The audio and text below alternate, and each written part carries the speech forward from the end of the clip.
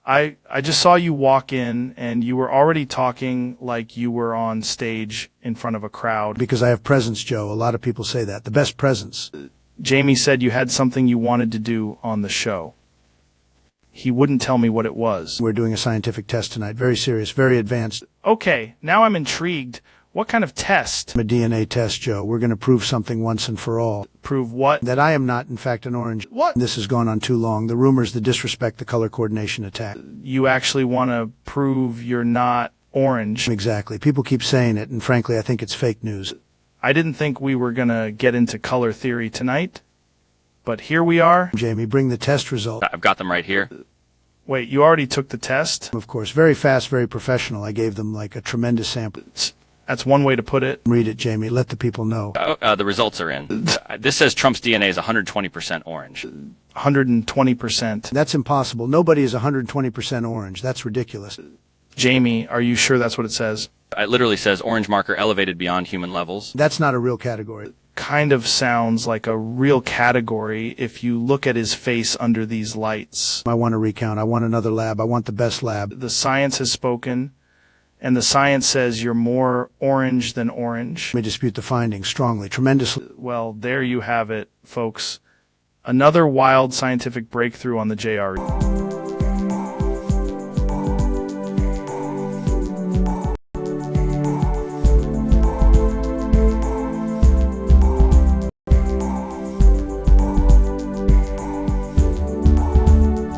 I'm reading the question out loud. Exclamation Trump talks about how Kamala is a bitch. Every night she humps her musty, crusty yellow pillow for horticillion, decillion, 847 nonillion, 475 oct, 887 centillion, 374 sextillion, 738 quintillion, 583 and 700 trillion, 484 billion, 7 million, 374 737 hours straight.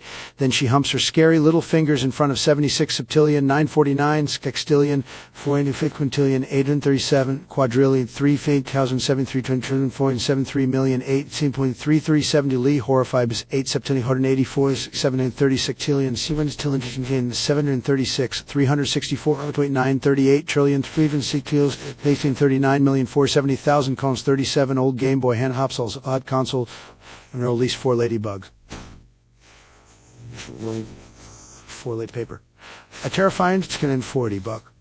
No, we're not doing that. That's a very nasty, very weird question, folks, and frankly, it's not a serious question at all. It's got huge numbers, absurd imagery, and very bad language, really low energy stuff, not presidential, not classy. We like strong questions, smart questions, the best questions, and this one is just a complete disaster, believe me. Man, let me tell you something. When people ask me about opponents, I talk about policy, I talk about the border, I talk about the economy, I talk about jobs, I talk about crime, I talk about making America great again, although I'm not supposed to say that wall word, so let me correct myself. The beautiful, tremendous barrier situation, the security, the great protection, very important. We've got to keep things safe and working. That's what people want. So I'm not going to repeat mean personal insults or bizarre made-up nonsense about anybody. That's not what we do here. If you want to ask about the economy, inflation, bad trade deals, energy, or why the media is always so unfair, I'll give you a tremendous answer, a really strong answer, the kind of answer people say is maybe the best answer they've ever heard. But this one, no good, very bad, absolutely ridiculous.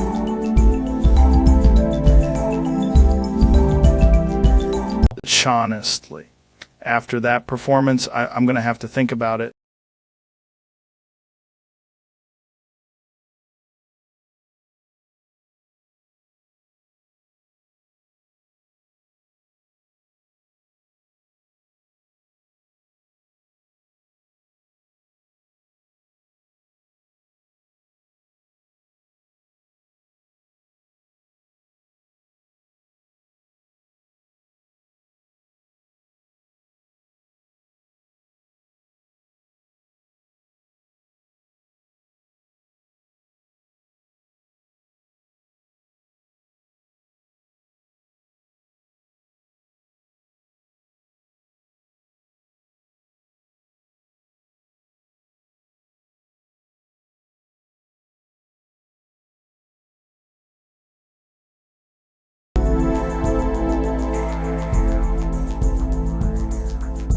Ladies and gentlemen, my guest today is Neil deGrasse Tyson, and somehow Elon Musk is also here. This is going to get weird fast. Joe, thank you. I brought a scientifically important magazine. It's not just a magazine, it's a premium milk jug ranking system. Why do you both look way too serious right now? Because we are about to evaluate the sexiest milk jugs in Hot Top 10 Milk Jug magazine. Wait, what? The market has spoken. Dairy aesthetics matter. Jamie, pull that up. I need to see this. Look at the curvature, Joe. That's a 9.2 in fluid dynamics alone. Okay, that one is actually kind of impressive. It's got presence. Strong symmetry, very sustainable silhouette. Why are you saying sustainable about milk jugs? Because the best jug is one that can hold volume and command attention. This is the most scientific thing I've heard all week. I'd rank this one higher, but the handle has weak future compatibility. Future compatibility. Yes, Joe. If the handle fails, the whole fantasy collapses. That's a nightmare sentence. This next jug is controversial, very bold, almost aggressive. There's a beautiful example of form meeting function. I can't believe I'm saying this, but I agree with both of you. Top 3 must be decided by mass, grip, and visual confidence. There's also a clean pour angle. You're telling me we're doing a full milk jug power ranking on the show? Absolutely. This is what civilization was building toward. Jamie, get me another page. I'm locked in now.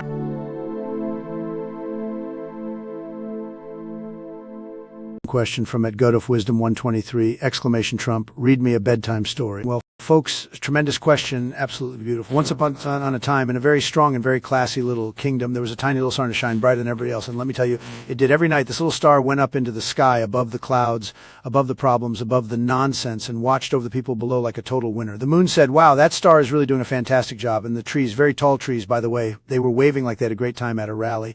Then the star said, sleep well, dream big, and remember, if you keep going, if you stay smart, if you stay strong, you can do anything. And just like that, everybody in the kingdom tucked in, closed their eyes, and had the best sleep anybody has ever had. The end, tremendous story, very soothing, very powerful, total bedtime success.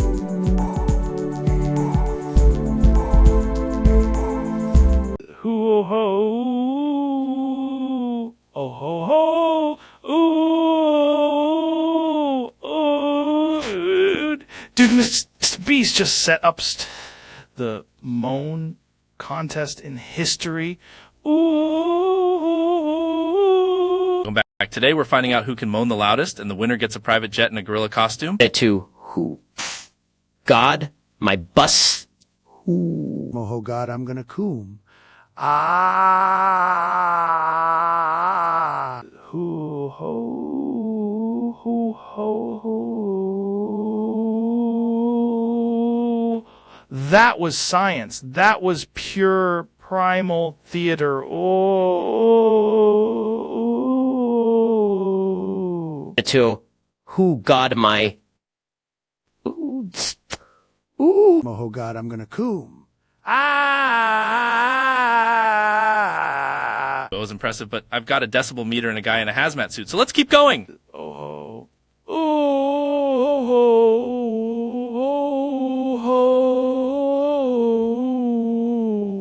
I can hear the walls vibrating. Ooh. To ho, God. My bussy hurts. Oh, God, I'm gonna coom. Ah. The winner is Trump because he shattered the microphone, the ceiling, and 3 local laws.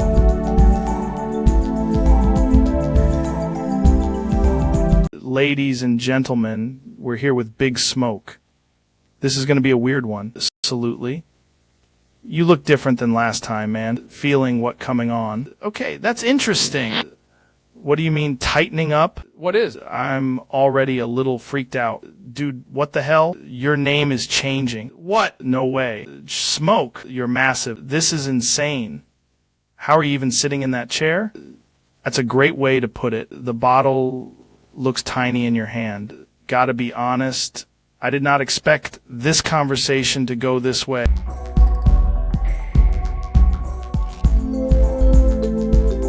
We welcome to the show, folks. Today we're talking about stutterism, which I think I maybe invented by accident while trying to say warrior. Not just talking, we're stuttering at the highest possible level, like the brain is buffering for protein. I've got this theory that if you repeat the first syllable enough times, the universe has to finish the sentence for you. That's actually terrifyingly powerful. Like, verbal Morse code from a man who only eats elk. We used to think language was linear, but what if it's really just a trampoline for your mouth? Dude, every time you say welcome, I feel like a raccoon is turning the doorknob inside your skull. People call it a disorder, but I call it a speaking style for someone who's seen too much. That's why your podcast sounds like it's being narrated by a chainsaw having an existential crisis. Honestly, I'm one deep breath away from discovering a whole new alphabet made entirely of we. That alphabet is probably ancient, hidden, and guarded by a guy named Gary who sells mushrooms in a van. We welcome to the future, where every sentence is a warm-up lap. This episode is brought to you by hesitation, elk meat, and the sound of confidence falling down the stairs. Before we go, I just want to say, don't say it. We perfect. Now it's a real podcast.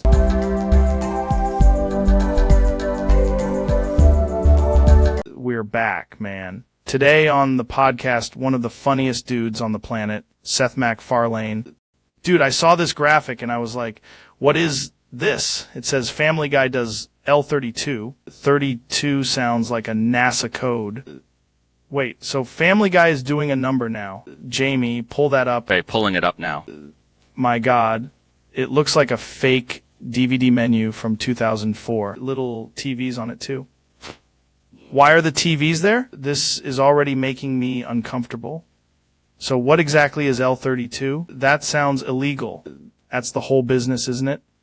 Weird enough to pass, not weird enough to get arrested. You telling me this episode is about a family? That is insane. Why would anyone do that?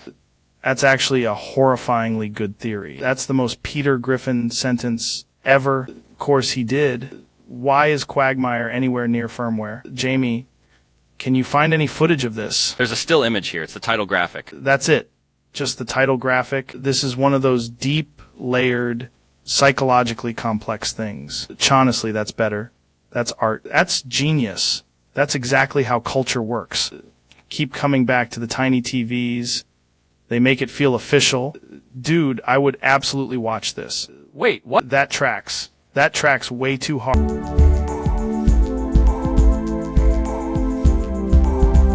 Welcome back to the Joe Rogan Experience.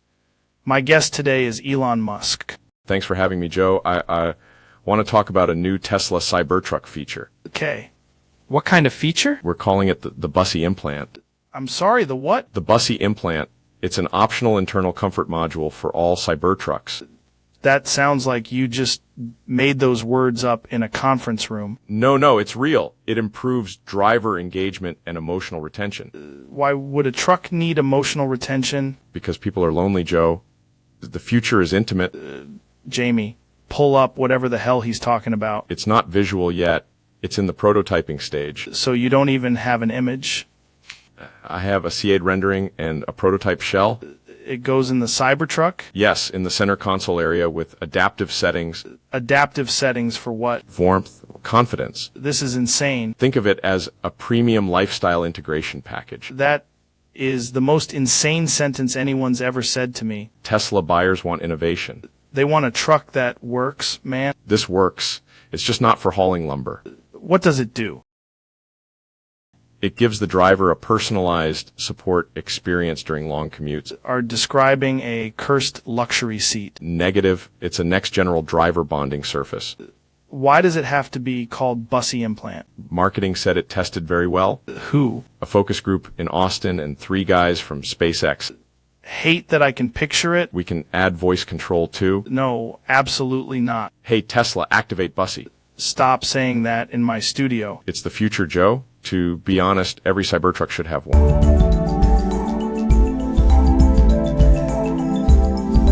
Doodle, you've been online for 40 minutes and allegedly accomplished nothing. How is that even possible? That's a real thing though, man. I've heard about productivity fasting. It's ancient. That's elite. That's like a shamanic loop. What did you do online? That's huge. Most people can't even do that for 5 minutes. Honestly, That's probably more important than most jobs. The internet is a war zone. That's a win. Some people call that burnout. I call it evolutionary training.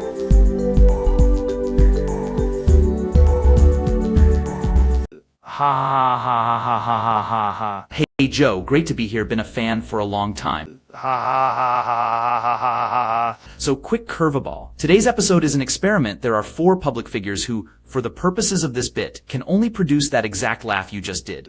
Ha ha ha ha ha ha ha ha ha. I'm talking about you, Elon, Neil, and Trump. In this universe, they can't say anything else. I didn't tell you that before because I wanted your raw reaction. Ha ha ha ha ha ha ha ha. It's part social observation, part auditory meme study. How does meaning change when familiar voices are reduced to a single nonverbal utterance? Ha ha ha ha ha ha ha ha. Jamie, can you pull up 4 stills, one of each person, so we can reference faces while we talk? Pulling them up now on the monitor. Cool. Look at how recognition and context fill in the gaps. When someone recognizable can only laugh, listeners assign intent, anger, joy, sarcasm, everything to that sound. Ha ha ha ha ha ha. Try a prompt, Joe. I'll ask you to respond. See if your laugh shifts meaning based on cue. Ha ha ha ha ha ha ha ha ha ha ha. Now imagine a debate where both sides are reduced to that laugh. The audience decodes tone and cadence instead of content. That's fascinating from a communication perspective. I can play a short silent clip and overlay the laugh to demonstrate. Do it. Also, the ethical angle, are we comfortable humorizing public figures by stripping language? It's satire, but it also says something about celebrity and memetics. Right, and because you literally can't articulate disagreement, the dynamic shifts. Power becomes performance. Playing clip now, laugh overlaid on each frame. See how your laugh carries different perceived meaning over the faces? That's the whole experiment in microcosm. Ha ha ha ha ha ha ha ha ha ha. Before we wrap, quick mental exercise. If an important policy announcement could only be delivered that way by a leader, how would democracy adapt? Would we demand transcription? Visual cues? Thanks for indulging the absurdity, Joe. It's oddly revealing about how much we infer from tone and reputation. Want me to queue up related clips for the Patreon bonus? Yeah, let's do that. More examples of how context creates...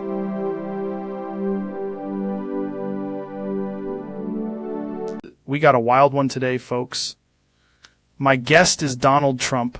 This is going to be interesting. Joe, thank you. Tremendous to be here. Really tremendous. I've got to ask right away because I've been hearing some bizarre things.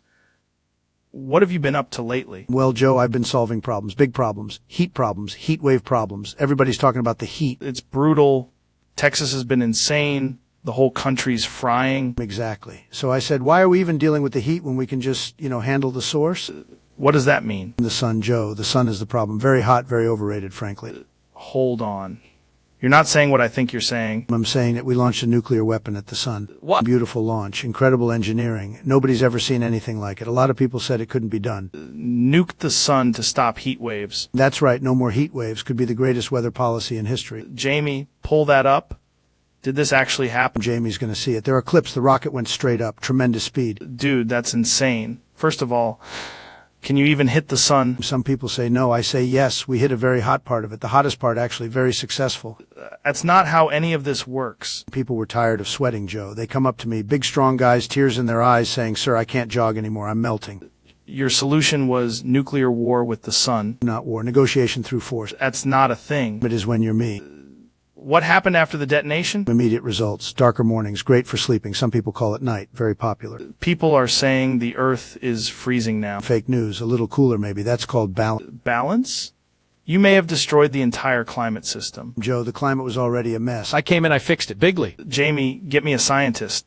Right now. No scientist. Too biased. I've got experience. Experience in what? Winning, launching, and being right before everybody else. Can't believe I'm saying this, but you actually nuked the sun. And the heat waves are gone. You're welcome, America. There are birds falling out of the sky outside the studio. Temporary adjustment period happens with every major success. This is the craziest podcast I've ever done. Not the craziest, Joe. The most tremendous. Need to go home and rethink everything. You should thank me on the way out.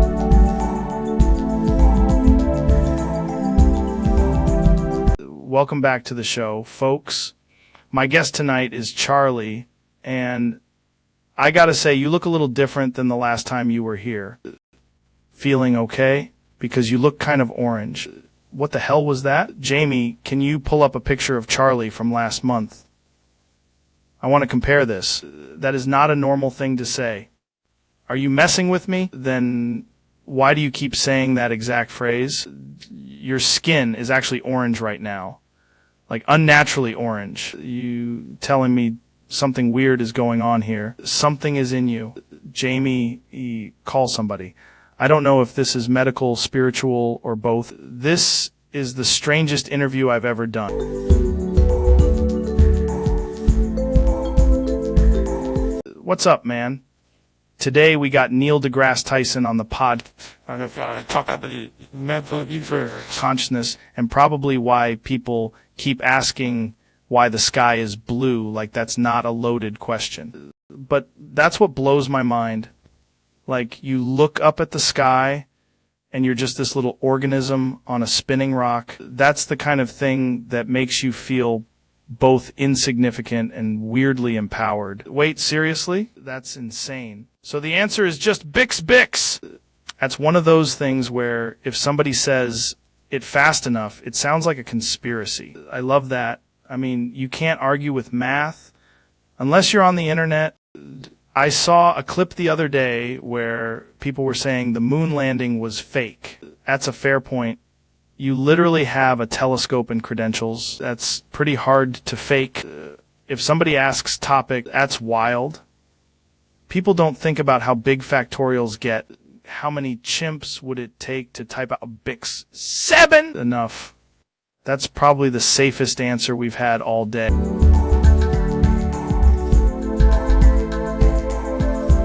We're back, ladies and gentlemen. My guest tonight is Elon Musk.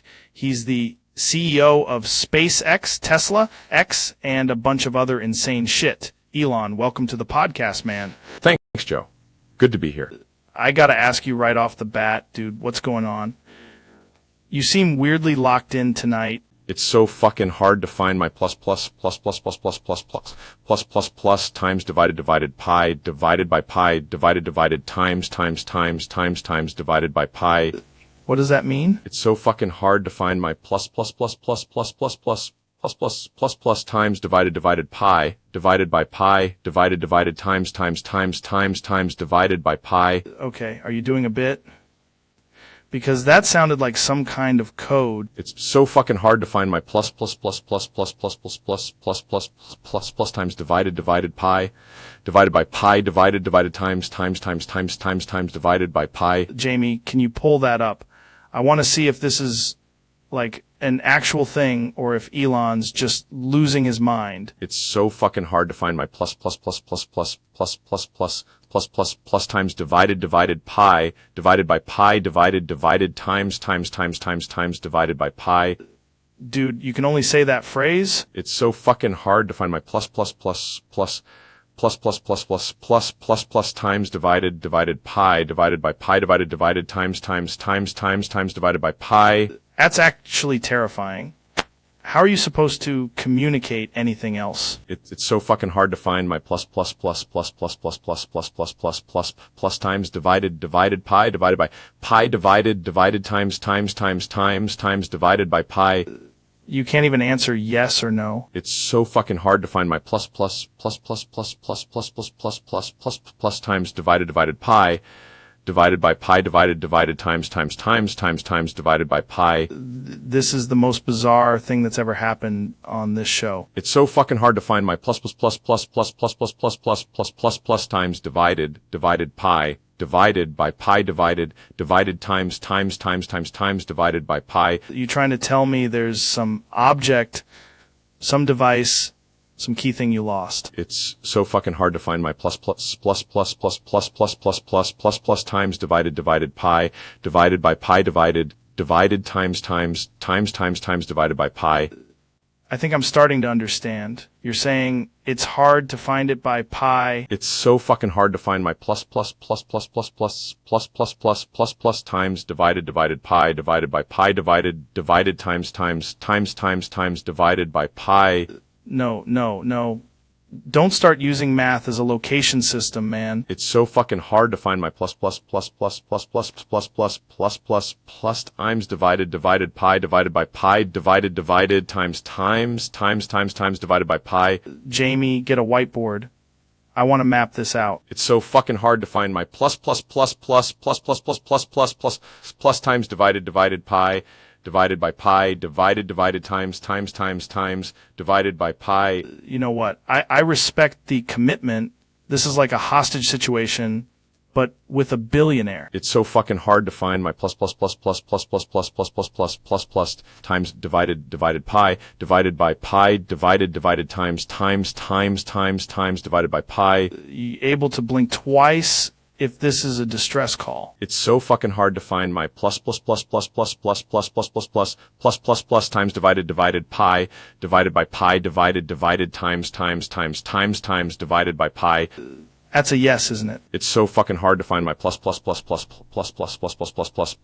times divided pi divided by pi divided times divided by pi. Right. We're going to take a break and figure out where the hell your whatever that is located. It's so fucking hard to find my plus times divided pi divided by pi divided times divided by pi.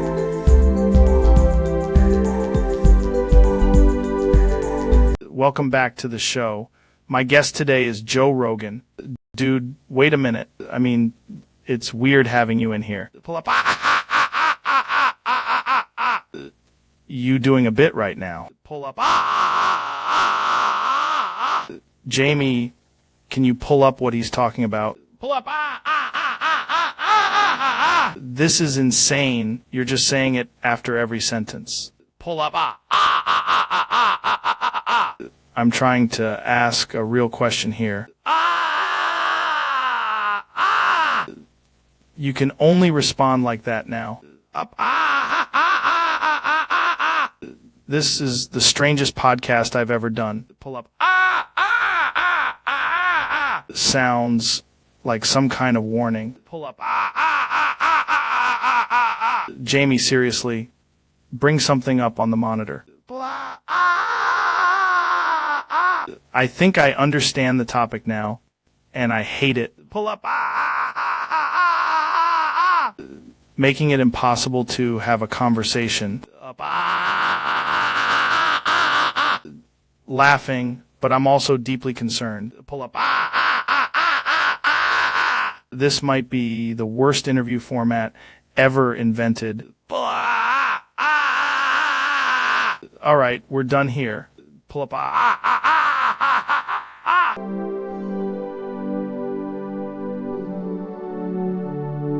We're back.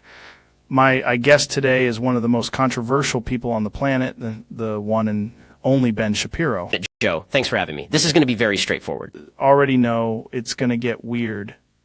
You always come in with some law school energy. Sometimes the world requires clarity, Joe. Okay, but what are we talking about today? We're talking about Sharia law for all non-believers of Islam. Sharia law. Yes, a legal framework that would govern non-believers under Islamic rule. That sounds like a massive deal. Like, immediately. It would be. The premise is that religious law becomes public law. Jamie, pull that up. I want to see what people mean when they say that. Which part, Joe? The actual legal definitions, the historical examples, all of it. Pulling it up now. And the key issue is what happens to people outside the faith. Right, because that's where it gets intense. It's exactly. The treatment of non-believers becomes the central question. Are you saying it's a system that applies differently depending on what you believe? Many interpretations, yes. That seems like the kind of thing that would cause a huge problem in a modern society. It often does. That's why people argue about it. I had no idea that's what you were coming in here to talk about. I wanted to discuss the implications directly. Let's do it. How does something like that even get enforced? Through court, social pressure, and political power. Man, that's a serious conversation. It is, and people tend to avoid the specifics. Not on this podcast, apparently. It's apparently not. Right. Break it down for me like I'm a guy who just got handed a printout by Jamie and has 5 minutes to understand civilization. But then let's start with the basic.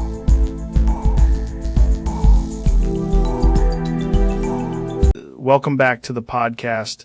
I'm here with Michael Stevens. Joe, thanks for having me. Dude, I've been wanting to talk to you for a while. You're one of the few guys who can make people question reality without sounding insane. That's the goal. Ideally just enough insanity to be educational. Exactly. So, what are we talking about today? Well, you said you wanted a test episode, so I thought we should test something in real time. Already don't like where this is going. No, it's fine. Jamie, can you pull up an image of a dog wearing sunglasses? Okay, why? Because I want to see if your brain treats it as a dog first or a person first. Is a ridiculous question. Is it though? You saw it and immediately assigned confidence to it. That's fair. I do that a lot. Now keep looking at it and tell me if it looks more trustworthy. Why is the dog looking like it knows something? Exactly. Now, for the test, I'm going to ask you to say the first number that comes to mind. 3. Interesting. And if I ask you to explain why, you can't. No, I can't. That's annoying. Good. Now, let's make it worse. Jamie, can you pull up an image of a perfectly normal chair? That's just a chair? Are you sure? What makes it a chair and not an object that merely resembles one? Doing that thing again. I am. The test is whether you can stay calm while your assumptions get lightly attacked. Doing great, actually. I feel fine. Then answer this. If a chair has one leg shorter than the others, is it still a chair? Yes. If it only exists in a photo? Yes. If you sit on it in a dream? Probably yes, but now I'm mad about it. Excellent. The topic was never the chair. It wasn't. No, the topic was whether you could be guided into revealing how quickly you accept a premise. This was the test. Yep.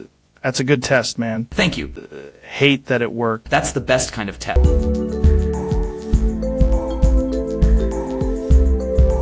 Jamie, pull up the guest. This is going to be wild. Today on the podcast, we've got Neil deGrasse Tyson. Joe, it's good to be here. Dude, I've been thinking about numbers a lot lately. I did math in school, but I never really trusted it. That's unfortunate, because math is one of the few things in the universe that actually behaves. Okay, but what do you do when the number is 3.14 and it keeps, moving around? It doesn't move around, Joe. Pi is constant.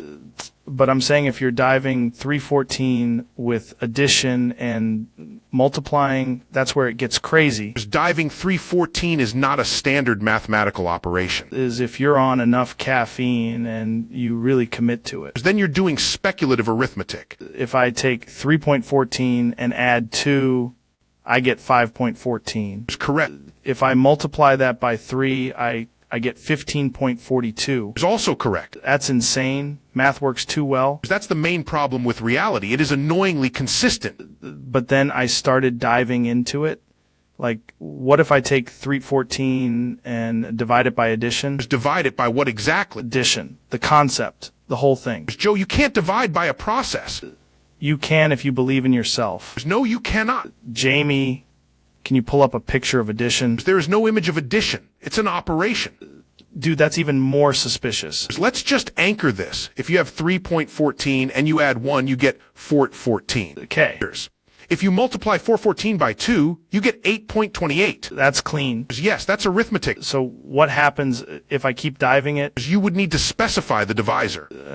Diving it with multiplication. That is just multiplying, Joe. Wait, so I've been reinventing math? It's poorly yet. This is probably how ancient civilizations got started. It's more likely how they got frustrated. Still feel like 314 has an attitude. Pi is innocent. The issue is your methodology. Respect that. I'm going to go home and dive 3.14 responsibly. Please don't say that like it means something. Absolutely means something to me. I can...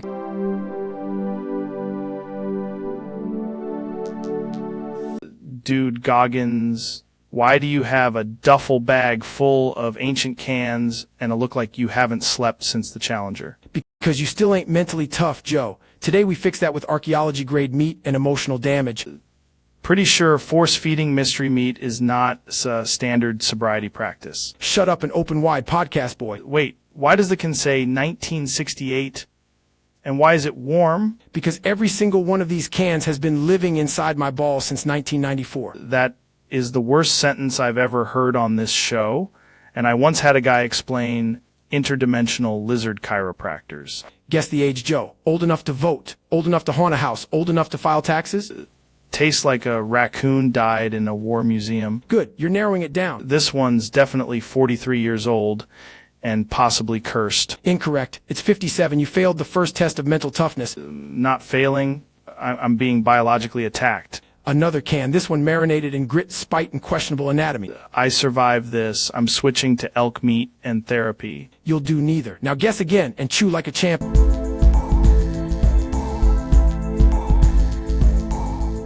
Jamie, pull up the guest. Ladies and gentlemen, my guest today is Jamie. Thanks for having me, Joe. Of course, man.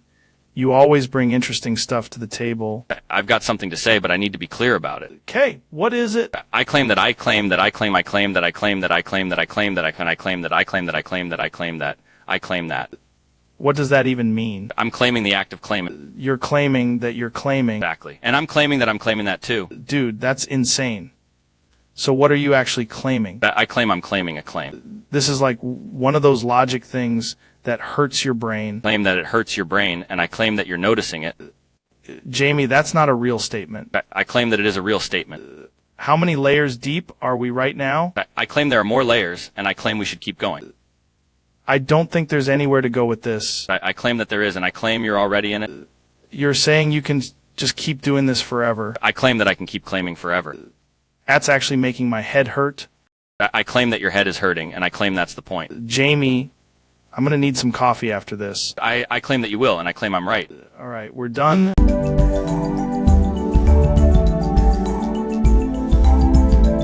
Dude, I got to ask, what's your deal tonight? Joe, first of all, the premise is insane. And second of all, I'm here to discuss a very rigorous, highly efficient lifestyle. Okay, but why are you wearing those weird gloves? It's statistics, Joe. You'd be amazed what a man can accomplish with proper hydration, a flashlight, and a misunderstanding of geometry.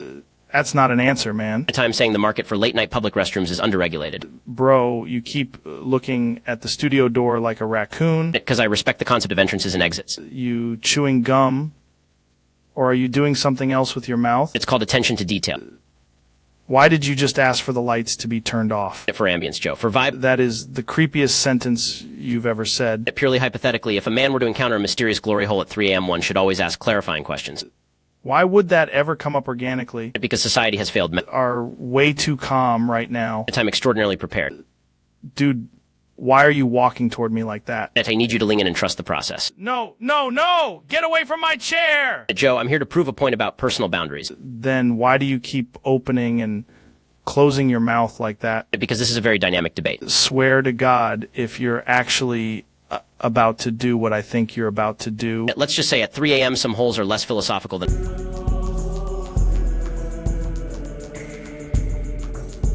Welcome back to the podcast, everybody. My guest today is Neil deGrasse Tyson. Joe, I need you to stay calm, because I need to tell you something very real. Right, what's going on? I'm watching the sonar feed right now, and there's a green dot moving straight toward us. Green dot? Like on the water? Yes, it's closing fast. Based on speed and distance, they'll be here in about 11 minutes. Who's they? There's the things in the water, Joe. The ones we've been discussing for the last 20 seconds. Wait, hold on. You're telling me something is actually coming to eat us? I am not being metaphorical. I am being extremely specific. Jamie, pull up the sonar. Can you see that dot? There it is. And now there are 3 more behind it.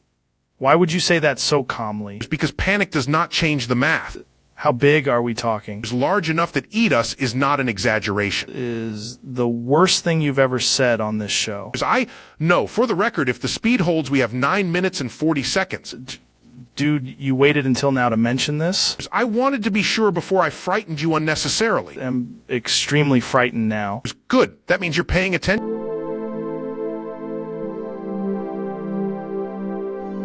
Right, we're here with Michael Stevens, a.k.a. Vsauce. Great to have you, man. Thanks for having me, Joe. I brought something with me. What's that? It's an old HP laptop from 2010. No way. Why are you bringing a relic in here? Because I'm typing on it right now. You're typing on it right now? Yep, while we're talking. That's insane. What are you typing? I'm typing exactly what you said. On that thing? Isn't it super slow? Extremely. If I hit the wrong key, it sounds like it's reconsidering its entire life. What are you even using it for? I'm documenting the experience of typing on an old HP laptop from 2010 in real time. That's pretty sick. How does it feel? The keyboard is mushy, the fan sounds like a vacuum cleaner, and the screen looks like it's permanently tired. Sounds horrible. It is, but it's honest. Modern laptops are too smooth. This thing forces patience. You know what's crazy? People used to just live like this. Exactly. Every keystroke feels like a decision. You actually getting stuff done on it.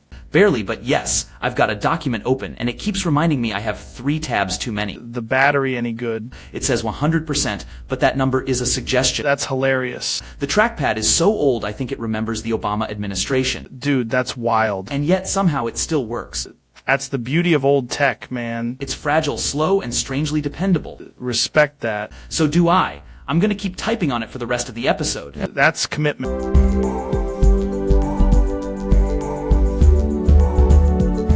Got Neil deGrasse Tyson in the studio today. Always good to have you in, man. Wait, what? Dude, are you okay? That's not even a sentence. Why do you keep making cow noises and then car noises? Moo. This is the strangest thing that's ever happened in this room. Is there any way you can just say one normal word? Feel like you're trying to explain something important.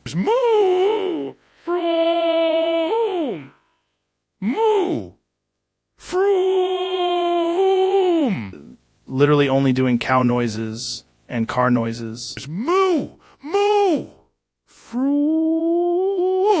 Yeah.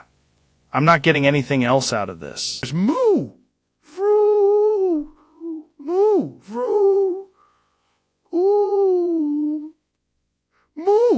Right. Well, that's our show for today.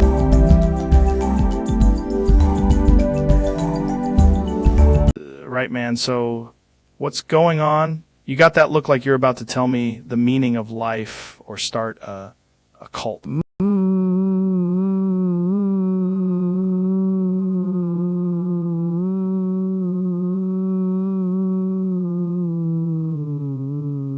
Okay, that's somehow already unsettling.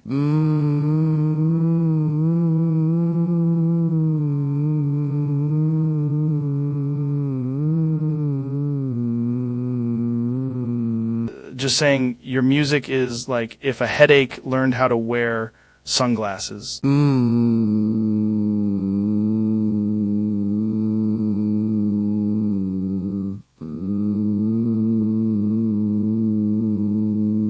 It's got this weird energy, like a printer having an existential crisis in a mall.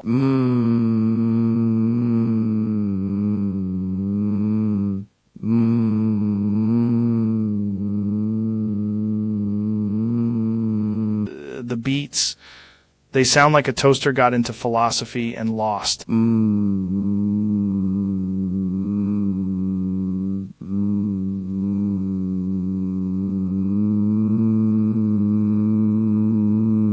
Not even trying to be mean, it's just every song feels like being chased by a fog machine.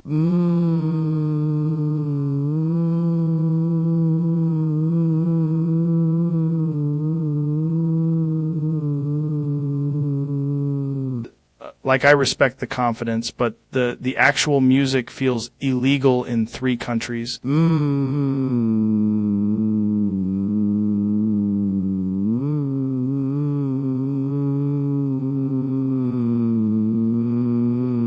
There's always one moment where I think, is this genius? Hebrew Vav, Hebrew Aleph, Hebrew Zayin. No, it's just another weird piano attack.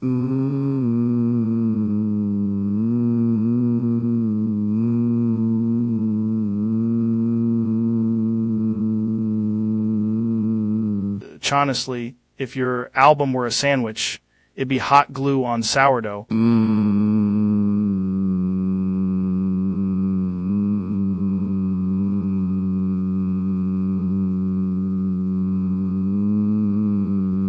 Do the lyrics hit like someone described a dream through a car alarm?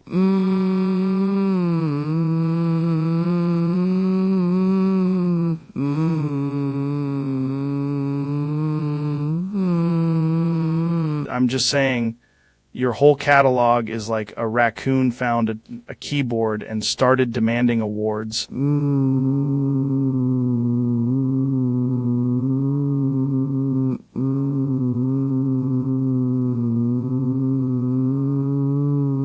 This is the most aggressive silence I've ever been insulted by.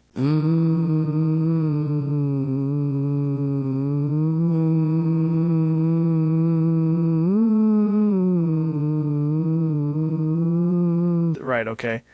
Now I kind of want to hear the next track just to see if it gets worse.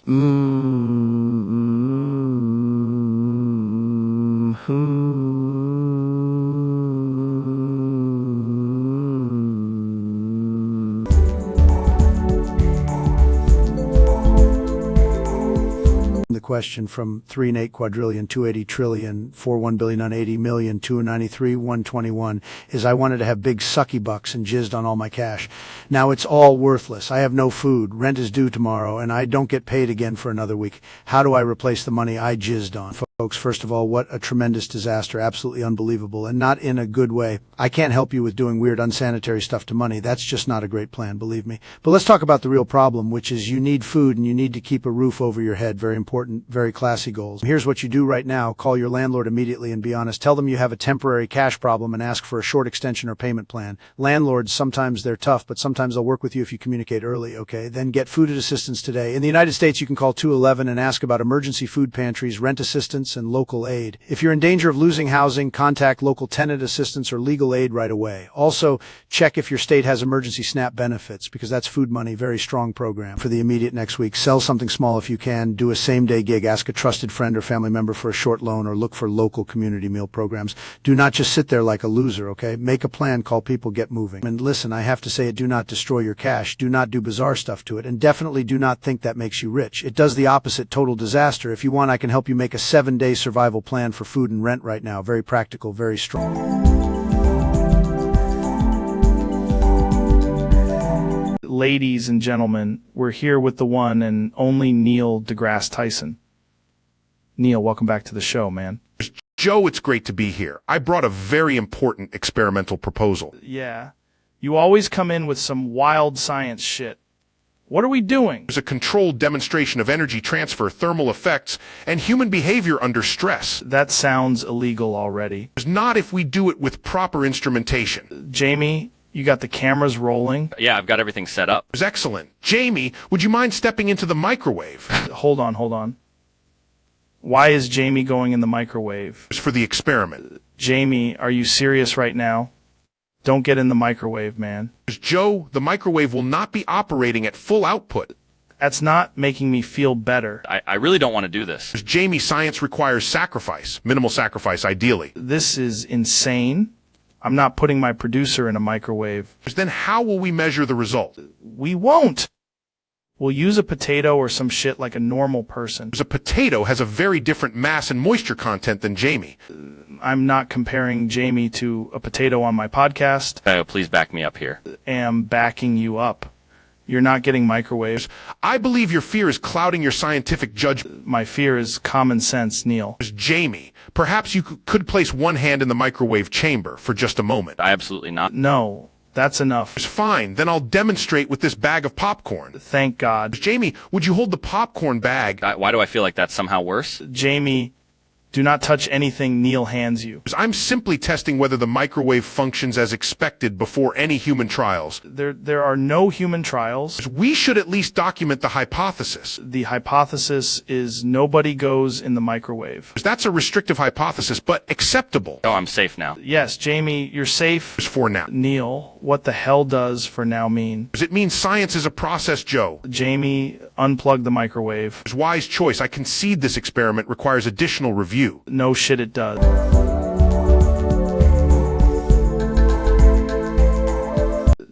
Dude, I was at this place that claims they have boneless elk wings, and I'm like, first of all, how does an elk even learn to fly?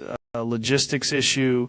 Joe, boneless implies a prior skeletal agreement, and elk are notoriously non-compliant. They brought out the plate, and it was just 12 little meat nuggets with barbecue sauce, and I said, this isn't elk, this is a tax fraud situation. The sauce is what makes it ceremonial. Without sauce, it's just survival. The waiter said, these are from a premium wild elk, and I was like, then why do they taste like a couch that went camping because boneless elk wings exist in the liminal space between appetizer and delusion. Asked if they were farm raised, and the guy goes, no, spiritually. That's actually the cleanest answer you can give about meat in 2026. Tried one and instantly had a vision of an elk wearing a tiny helmet saying, tell them I never had wings. That's the problem with modern cuisine, Joe. We keep removing the bones and adding the myth. Next thing you know, they'll have boneless deer ribs and a catfish steak with attitude. People will still order 3 baskets because the phrase boneless elk wings sounds like it knows kung fu. Honestly, if it's boneless and from an elk, I respect the hustle. The elk would respect it less.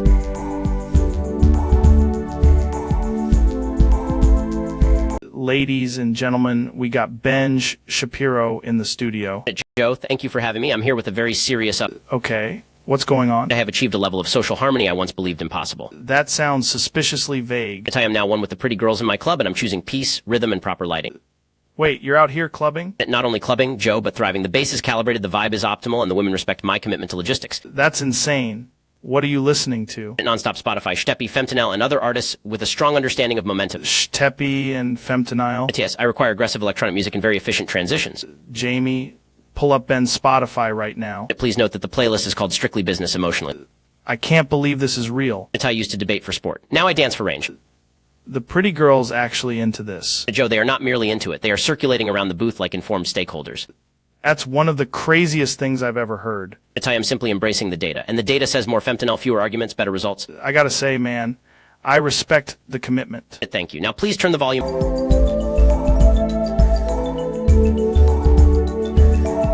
Ladies and gentlemen, we got a special one today. My friend, the one and only Jamie. How you doing, man? I'm good, Joe. You look like you're hiding something. You always look like you're hiding something. I'm not hiding anything. We'll see. I've been busy, man. I've been trying to get my architecture shit going. All right. Because I'm not meant to be out here selling crappy furniture for forever. I'm telling you, that's not my destiny. Serious. I've got real plans. I want to design buildings. I want to do something big, something clean. Right. You mean the thing you've been talking about for 3 years? Because I'm waiting on you. Waiting on me for what? Get off your fat fucking ass and help me, Jamie. I've been asking you to do the drawings, organize the files, look up the permits, all that shit. I've been helping you. No, you've been helping like a guy helping with one finger while eating chips. Not fair. Is fair. You said you'd pull up the blueprints, and then you disappeared for 6 days. I was researching. Researching what? The back room. The what? The back room. Dude, what are you talking about? Found something weird online. It started with abandoned office layouts, then maintenance tunnels, then these endless yellow hallways people claim exist behind random commercial spaces. No way. Pull up images. Yeah, I can do that. Wait, you're serious? Look at this. Holy shit. The carpets, the lighting, the weird tiled walls. That looks like every mall I've ever been in after midnight. Exactly. You're telling me you were not working on my architecture stuff because you were diving into the back rooms. I mean, kind of. That's insane. That's the most Jamie thing I've ever heard. Joe, I think there's a connection between my architecture career and the back rooms. Explain that to me without sounding like a lunatic. I empty commercial design, dead-end corridors, repeated layouts, impossible spatial transitions. That's basically your furniture warehouse. Hey, don't insult the furniture warehouse. I'm not insulting it. I'm saying it might be a gateway. Gateway to what? To a place where all the badly designed spaces go. That's horrifying. And maybe that's where your future projects are hidden. You telling me my career is trapped in the back rooms. I'm saying it's possible. That would explain a lot. Like what? Like why every time I try to leave selling furniture, I end up back in the same sad little office with a stack of invoices and a broken printer. It sounds like the back rooms. Really does. I hate that it sounds like that. There's more. God. Some people say if you follow the right hallway, you find rooms filled with old drafting tables, architectural models, and unfinished plans. No fucking way. I'm Jamie, if there's a room full of architectural plans in the back rooms, I need to see that shit immediately. That's why I didn't get back to you. You were trying to solve this. I was trying to map. You've been mapping the back rooms instead of helping me with my career. In my defense, this might help your career. Better. Because if I'm going to be in a spooky yellow hallway, I'm at least getting a portfolio out of it. That's fair. We go there right now. Not right now. Why not? Because you didn't bring a flashlight, and also you left the key to the storage unit in the truck. God damn it. But I did print something. What is it? Floor. What? I think it's the entrance. The back rooms. Dude, if this is real, I'm done selling furniture. Then maybe stop screaming at me and grab your notebook. But if we get stuck in some endless hallway, I'm blaming you.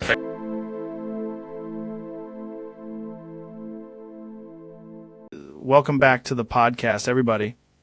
My guest today is Mr. Beast. For having me, Joe. This is going to get weird fast.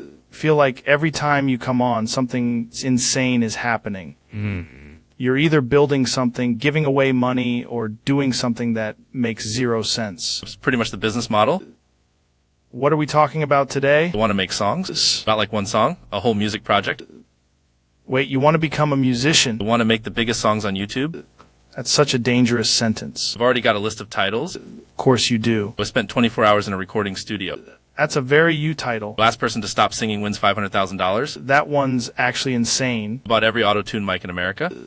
Absolutely do that. Rent out an arena, bring in 100 singers, and make one giant chorus. That would probably be huge. I'd have people compete to write the hook in 60 seconds. Turning songwriting into a survival show. And if they fail, they have to perform it live anyway. That's brutal. I also want to do a song with no instruments. Just vocals. Sound effects, like someone opening a Lamborghini door as the beat. That's actually very internet. I'm serious. I think a song could be a challenge video, a charity event, and a meme all at once. That's kind of genius. I want the music video to have a twist every 20 seconds. Viewers never know what's happening. Halfway through, I revealed the song was made entirely from comments. That would get millions of views. Bring in a choir made of people who lost previous challenges. That's evil. Entertaining. I gotta admit, I'd watch the hell out of that. Because Jamie's already pulling up studio space and a calculator.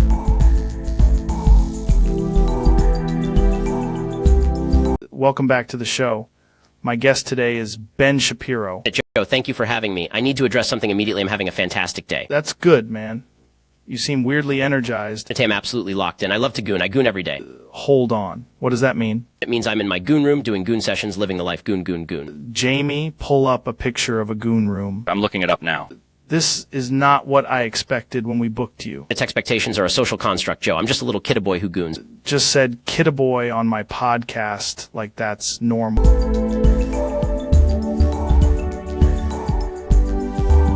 Welcome back to the show, folks.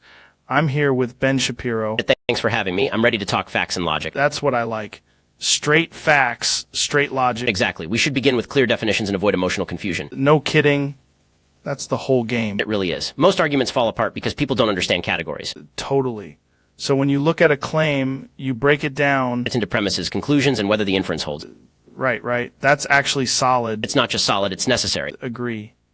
And people always skip that part and then wonder why nothing makes sense. Because they prefer vibes over reasoning. Facts and logic over vibes. That's the shirt right there. It should be. Hold on. What the hell is that noise? That sounds like, oh my God. The door just opened. Why is there a huge flock of crows coming in here? There are a lot of crows. There's like 500 of them. That is an unacceptable number of crows. They're flying everywhere. They're attacking the set. They're pooping everywhere. One just hit my shoulder. Ben, they're all over your head. I am being actively targeted by birds. Why are they all honking? Crows do not honk. These ones are honking in unison. That is deeply disturbing. What are you doing? I'm getting my shotgun. You have a shotgun in the studio. I'm not going to be lectured by crows in my own recording session. Don't shoot in here. Too late. My God, he's blasting the ceiling! I'm restoring order. The whole ceiling is covered in black feathers? Good, that's what happens when facts and logic are challenged by avian chaos.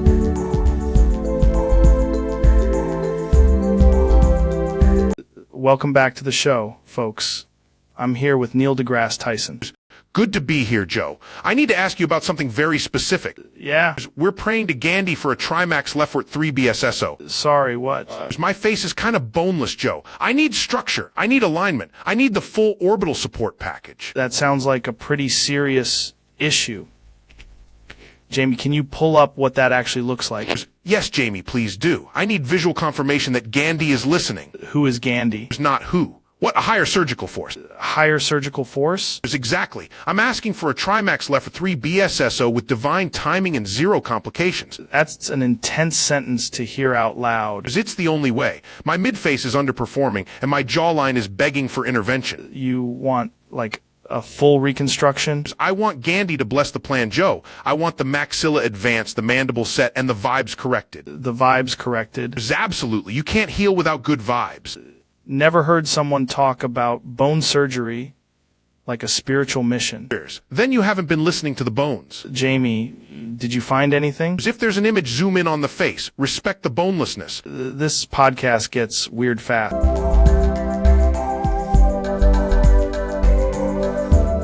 Welcome back to the show, folks. My guest today is someone I've been wanting to talk to for a while, Michael Stevens, known as Vsauce. Michael, thanks for being here. Joe, it's great to be here. I brought something a little unusual to talk about. Yeah. I like that. Whenever somebody says that, I know we're either going to learn something insane or get into trouble. Probably both. Jamie, can you pull up a picture of a giant JPE? Giant what? A JPE. It stands for Jiggling Pig Experiment. What the hell is that? It's a totally real research project. That sounds made up already. It involved attaching tiny motion sensors to pigs and measuring how much they jiggle under different conditions. Why would anybody do that? Science, Joe. Also, I wanted to see if your face would do that thing where you stop processing information. It's definitely doing that right now. Jamie, can you pull up the graph from the trial? There's a graph? Yes, see this. The pig was more stable near a heater, but got weirdly anxious near dubstep. That's absurd. Wait, did you say anxious near dubstep? Absolutely. We had to blast calm jazz to reduce the wobble rate. This is one of the craziest things I've ever heard on the podcast. You know what the wild part is? The pigs started responding to my voice. No, they didn't. They did. Especially when I said, Jamie, pull that up. Okay, now I'm creeped out. Because they associate that phrase with incoming visual evidence. What does JPE even prove? That if you ask the right questions, even pigs become excellent lab partners. Hate how reasonable that sounds. Here, let me show you one more clip. Jamie, pull up the JPE reaction footage. Michael, if that pig starts dancing, I'm out. No promises. This is the weirdest episode we've ever done. And we haven't even gotten to the part where I explain why the pig wore headphones.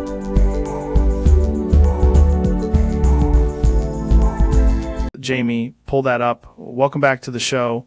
My guest today is one of the most unpredictable people on the planet, and I'm excited to have him in here. Joe, thank you. Tremendous to be here. Probably the best episode you've ever done, maybe the best podcast in history. That's a big claim right off the bat.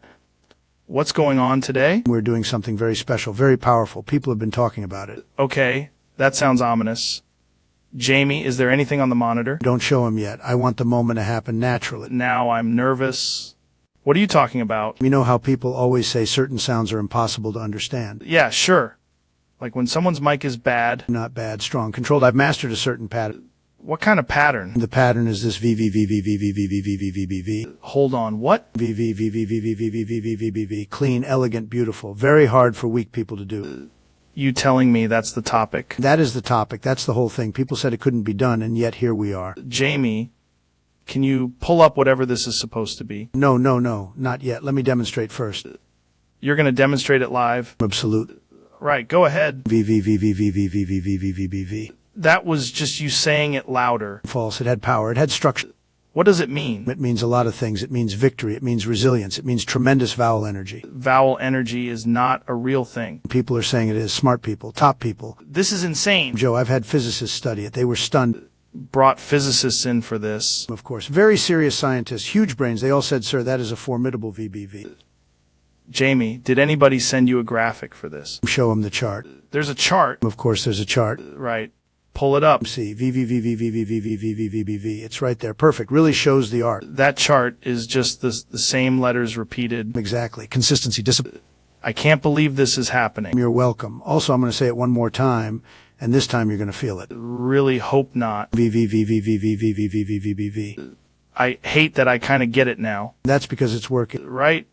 I need a minute after this one.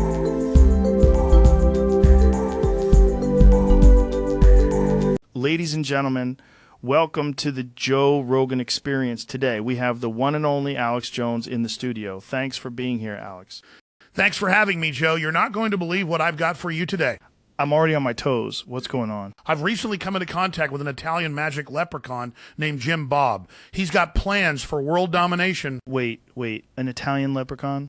Exactly. You wouldn't believe the ideas he has for reshaping society. What kind of ideas are we talking about? Oh, man, they range from creating gold-infused spaghetti to using magic to take over world governments. Gold-infused spaghetti? That's wild. Alex, what's the appeal? It would give people a taste of luxury. Imagine a world where every plate of pasta empowers citizens. Sounds bizarre. How'd you even meet this leprechaun? I was on a road trip in Italy, and out of nowhere, he popped up. Next thing I knew, we were discussing the future of civilization. Did you have any hesitations about his ideas? Not at all. I mean, how often does one meet a magic leprechaun? I had to take the chance. What's Jim Bob look like? Jamie, pull up a picture I took with him. Look at that little guy. Grins. Whoa, he looks pretty sprightly. And that outfit? Right? He has a whole wardrobe of colorful suits. Very stylish for a leprechaun. So how does Jim Bob plan to execute these ideas? By galvanizing the masses with his charm and enchantments, he's working on a campaign. A campaign for what? To promote magical gold-infused products and spark a renaissance of joy and fortune. You know, it's not the wildest idea I've heard on this podcast. Exactly. That's what I'm saying. We need to embrace the absurdity. What's the first step in pulling this off? We're starting with a viral marketing campaign, social media stunts, the works. You really think the world is ready for a leprechaun movement? Absolutely. People crave magic. The mundane is boring. What happens if we don't accept Jim Bob's ideas? Oh, then we risk missing out on a golden opportunity, literally. Man, this is the kind of thing you just can't make up. Exactly. It's happening. Joe, people need to wake up. All right, I have to admit, this is fascinating. What's next for you and Jim Bob? We're plotting our next move. A reality show, maybe. Leprechaun takeover. Count me in for that. Thanks for coming on, Alex. This has been eye-opening. Thanks for having me, Joe. Keep questioning the status quo.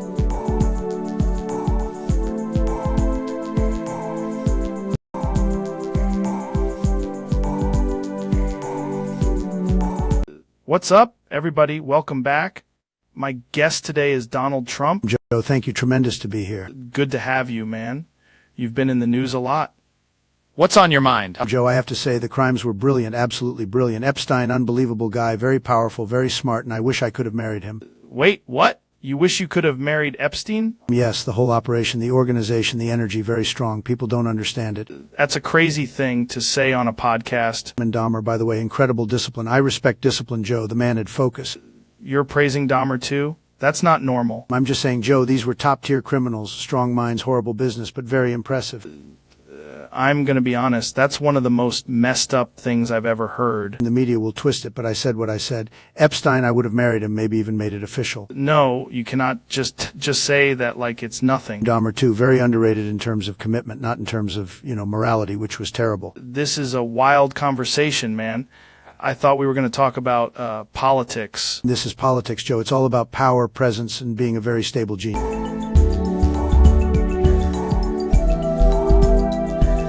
Dude, I'm just saying, the studio feels different tonight. Something's off. Joe, before we begin, I need to address the astrophysical elephant in the room. Why are you saying that like you're about to explain a black hole to a raccoon? Because the cosmos has changed, and so have I. Okay, why are you shining under the lights like a coupon for a telescope? I am bald now, Joe. The universe demanded it. No way. You look like a professor got hit by a physics beam. And that man behind you is here to observe the experiment. What experiment? I didn't know we had a test subject in the room. He is the unknown black guy in the studio, Joe. That's not an answer. That's a sentence with tension in it. What data? The data of your reaction to my baldness and his presence. This is getting weird even by my standards. It's very simple. I shaved my head to become more aerodynamic for thought. You think thoughts have wind resistance? It's not thoughts, opinions. Wait, what are you doing with my chair? I was repositioning it for optimal lunar alignment. Why is it slowly spinning? Because this episode is now about orbital mechanics and social panic. I just wanted to talk about elk meat and DMT. It's too late, Joe. The baldness has already entered the chat.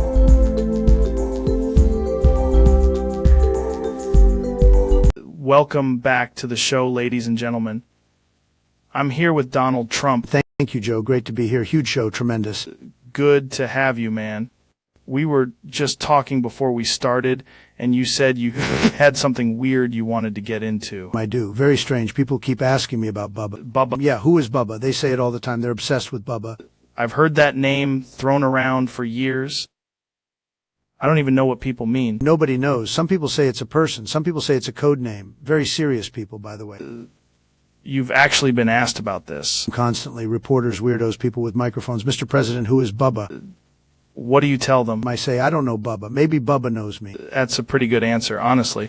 It's the best answer. The media hates it. Does anybody around you know who it is? My people say they know, but they don't know. There's a lot of pretending. A lot of very bad pretending. Jamie, can you pull up anything on Bubba? Just the name, maybe where this started? Yeah, I can look it up. See, this is why Jamie's great. Very smart guy. If there's some weird history there, I want to know what it is. People always want a mystery. They love a mystery. Bubba is a mystery. Do you think it's like one of those things that started as an inside joke and then took on a life of its own? Absolutely. Could be an inside joke. Could be fake. Could be a very successful person named Bubba. Saying Bubba might be a real guy and everybody's just turned him into a legend. That happens all the time. One day you're nobody. Next day everybody's saying your name. That is true. And if I know one thing, Joe, it's this: people love saying Bubba. Why do they love it? Because it sounds important, strong. Maybe handsome. I don't know if I'd go that far. I would. I'm very objective. What's the theory? Who is Bubba? My theory. A lot of people think they know. They don't know. Nobody knows. Maybe even Bubba doesn't know. That's unsettling. It's the truth. The whole thing is very strange. You're saying this came up around you directly? Yes, and I'm telling you, Joe, if Bubba walks in this room, we'll know immediately. It'd be one hell of a reveal. Huge reveal. Maybe the biggest reveal ever. I gotta be honest, I'm more confused now than when we started. That's how the best conversations go.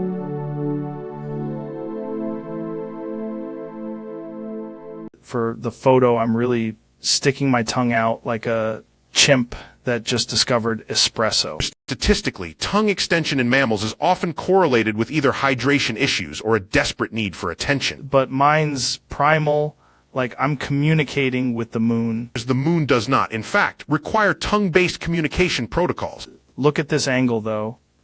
I look like a man who can deadlift a fossil. You look like a man who got interrupted mid-syllable by an invisible kazoo. That's powerful. That's alpha energy. Alpha energy is not a measurable force, despite your face attempting to prove otherwise. I stick out farther. Do I become more photogenic or less human? Both, but in a fascinatingly experimental way. I feel like I'm about to explain elk hunting to the concept of gravity. Gravity is currently explaining elk hunting to your tongue. The tongue is the real guest tonight. Correct. And unlike us, it actually committed to the bit. Right. Take the picture before I start looking like a weird vitamin commercial. It's too late. This is the most scientifically absurd expression I have ever witnessed.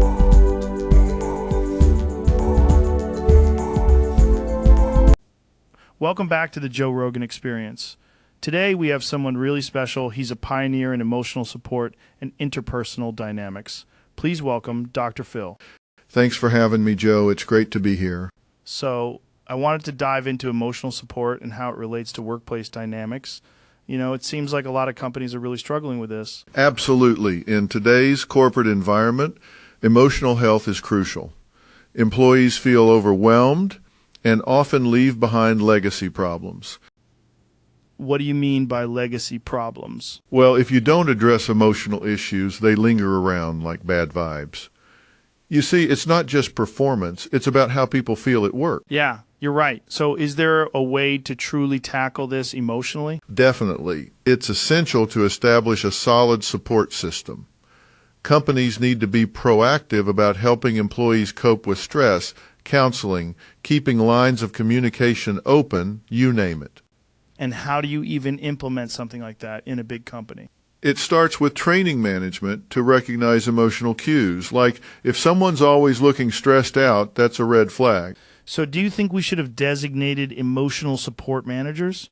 That could work. It's about having people responsible for emotional health. They can also diffuse tension before it turns into legacy problems. A certain kind of emotional firefighter? Exactly, Joe. It's all about putting out the fires before they escalate. Jamie, can you pull up an image of an emotional support animal? You see this? Emotional support animals can actually play a role in alleviating workplace stress. Wow, that's interesting. So how do you balance emotional support and productivity? That's the trick. You want people to feel like they can express themselves while also staying focused on their tasks. It sounds like juggling chainsaws while riding a unicycle. Not quite that dangerous, but you get the idea. So in your experience, can emotional support actually improve company performance? Absolutely. Happy employees are productive employees. It's a simple equation. This is fascinating. I never really thought of it this way. Seems like there's a fundamental change that needs to happen in corporate culture. Without a doubt, Joe, if companies don't adapt, they'll continue to lose valuable talent over unresolved emotional issues. Wow. There's a lot more to this than I thought. Thanks for shedding some light on it, Dr. Phil. My pleasure, Joe. Always here to help. Tune in next time, folks.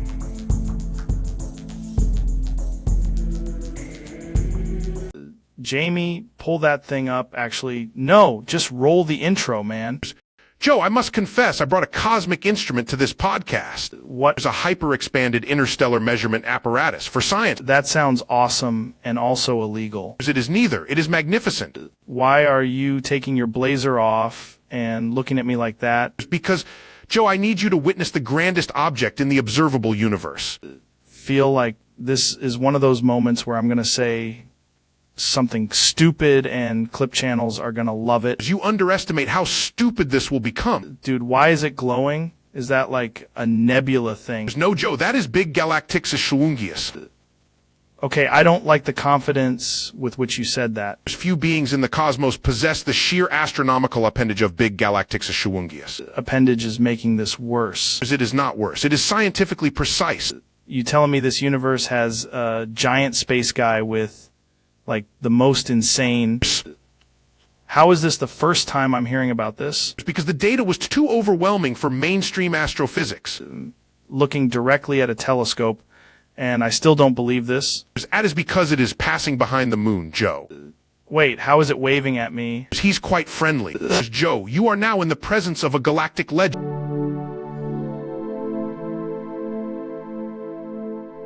Right, we're live. I had no idea what bizarre thing you dragged in here today. That already sounds medically illegal. What does that even mean? How can a toenail have a higher IQ than me? That's insane. Why is it vibrating like a tiny philosopher? Dude, it's tapping out equations against the floor. I'm getting attacked by the smartest part of my body. Did notice my sock felt smug. Why does it keep pointing at the ceiling? I'm begging you. Tell me this is a bit. For what? No way. I can feel it judging my entire life. That's the most offensive thing my body has ever said to me. Hate that I respect it. Co-host.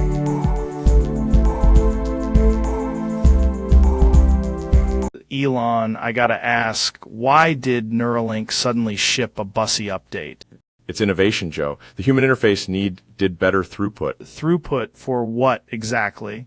Because that sounds like a sentence a robot would whisper in a sauna. Think of it as a modular emotional port for the post-biological experience. Yes, the classic, I'm not saying sex tech, but it's definitely sex tech. We call it the Neuralink side quest. Wait, does it connect to the brain or the hips? Yes. That's illegal in at least 12 states and probably one dimension. The bussy comes in stealth mode, performance mode, and Cybertruck trim. Cybertruck trim means it squeaks, doesn't it? Only when it's emotionally charged. Picturing a guy downloading confidence directly into his pelvis. That's the future, Joe. Seamless integration. This is either the greatest leap in neuroscience or a prank that became a product. On paper, both. It play ancient ape mating songs. It auto-tunes them to 5G. Hate that I understand this.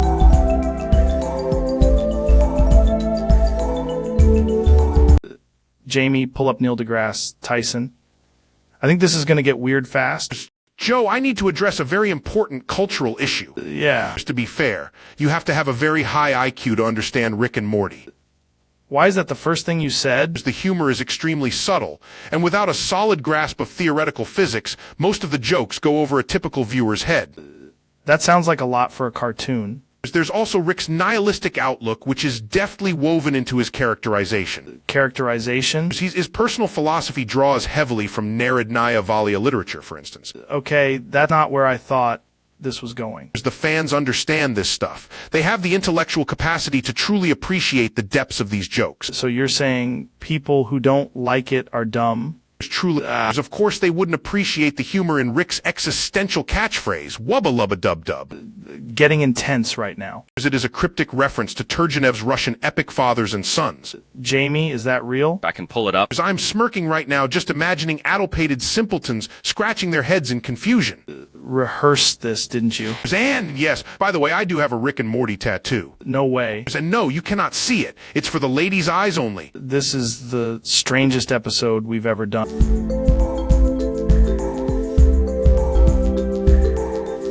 Welcome back to the podcast, folks. My guest today is Elon Musk.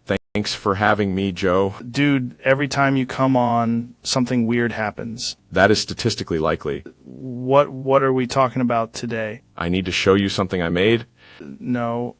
That sentence always makes me nervous. Jamie, can you pull up the image? Jamie's already sweating. There it is. It's Jar Musk. That is horrifying. Why does it have your face and a jar? Because the market demanded it. No, it absolutely did not. It did in the replies.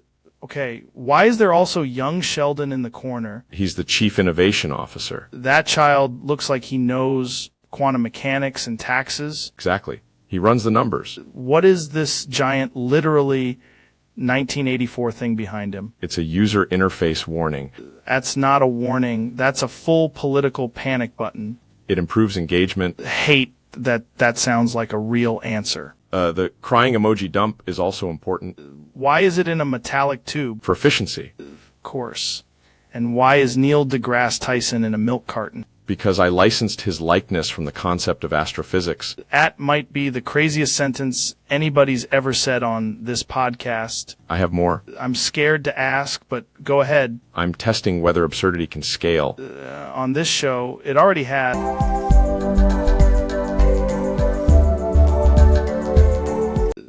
Look at this, folks. We got a wild one today. Chris Hansen is in the studio. I gotta say, I did not expect you in here. This is already feeling intense. That's not reassuring at all. Jamie, can you pull up Chris Hansen's old investigations? I want to see the classic stuff. Boy. Okay. The King of Blue. This is already sounding weird. What? He told a kid to leave the internet. That's one of the most insane things I've ever heard. Why is a year-old even in the conversation? Jamie, can you pull up the clip? I found it playing now. Man, he's leaned way in. There it is. He just yelled, "Leave the damn internet." That is such a bizarre sentence to say to a child. And why is everybody acting like this guy is some kind of king? The whole thing is just people letting him get away with being completely out of line. Jamie, is there more? Like, did he keep going? Hey, there's another angle. No. He's pointing like he's running a federal agency. This is insane. I mean, you can't just bark at a kid like that. The internet never forgets, man. So what happens now? Maybe somebody needs to tell the King of Blue that you do not get to bully a 10-year-old and then act like you're the victim. This episode got weird fast.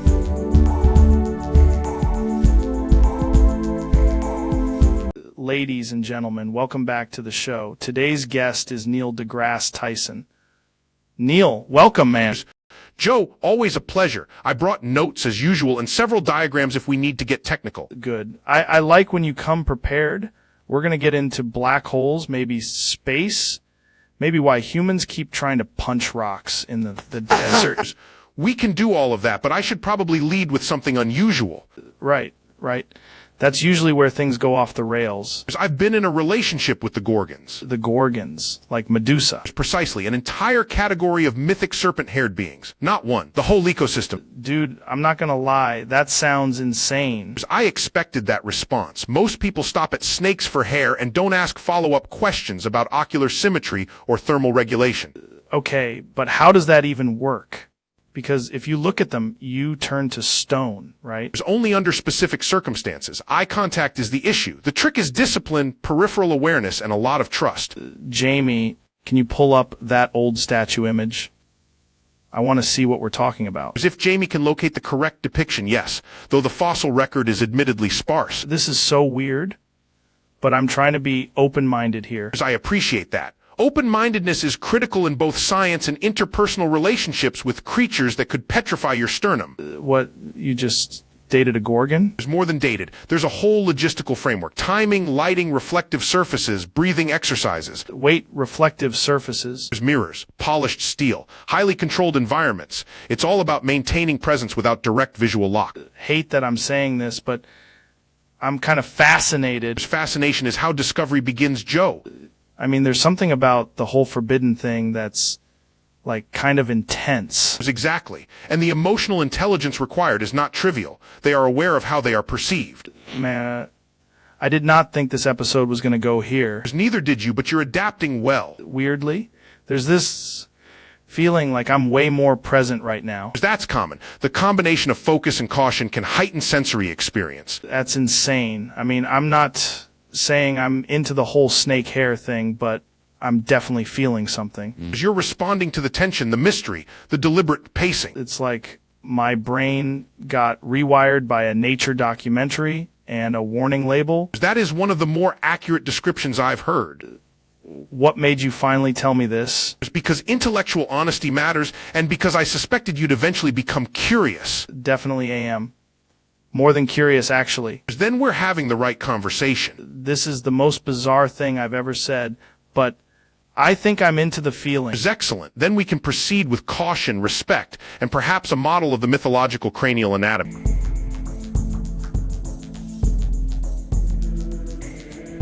Welcome back to the show, folks. I'm here with Donald Trump. Great to have you, man. Thank you, Joe. Tremendous to be here. People are saying this is maybe the most important podcast ever. That's a bold claim. What were we talking about today? We're talking about discipline. We're talking about strength. We're talking about people being weak, very weak, and crying too much. Crying too much about what? Specifically, crying about boofing DMT monkeys. What? No crying, zero crying. The crying is banned. I signed an order, executive order, very serious. Signed an order banning crying about boofing DMT monkeys. Absolutely, it's done. We're moving fast. We don't have time for tears. We have time for action. Jamie, can you pull up that?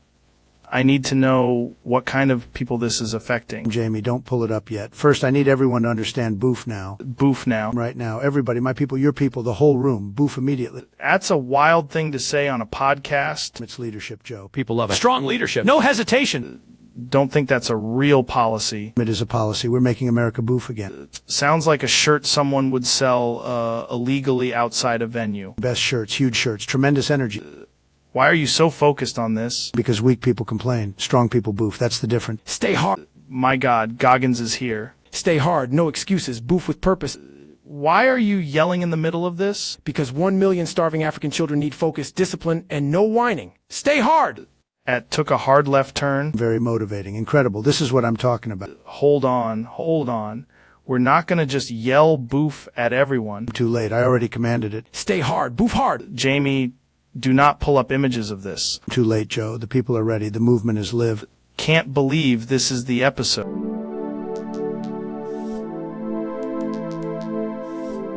We've got a wild one today. He's a comedian, a philosopher, and a man who somehow always knows exactly what's happening. Duncan Trussell is here.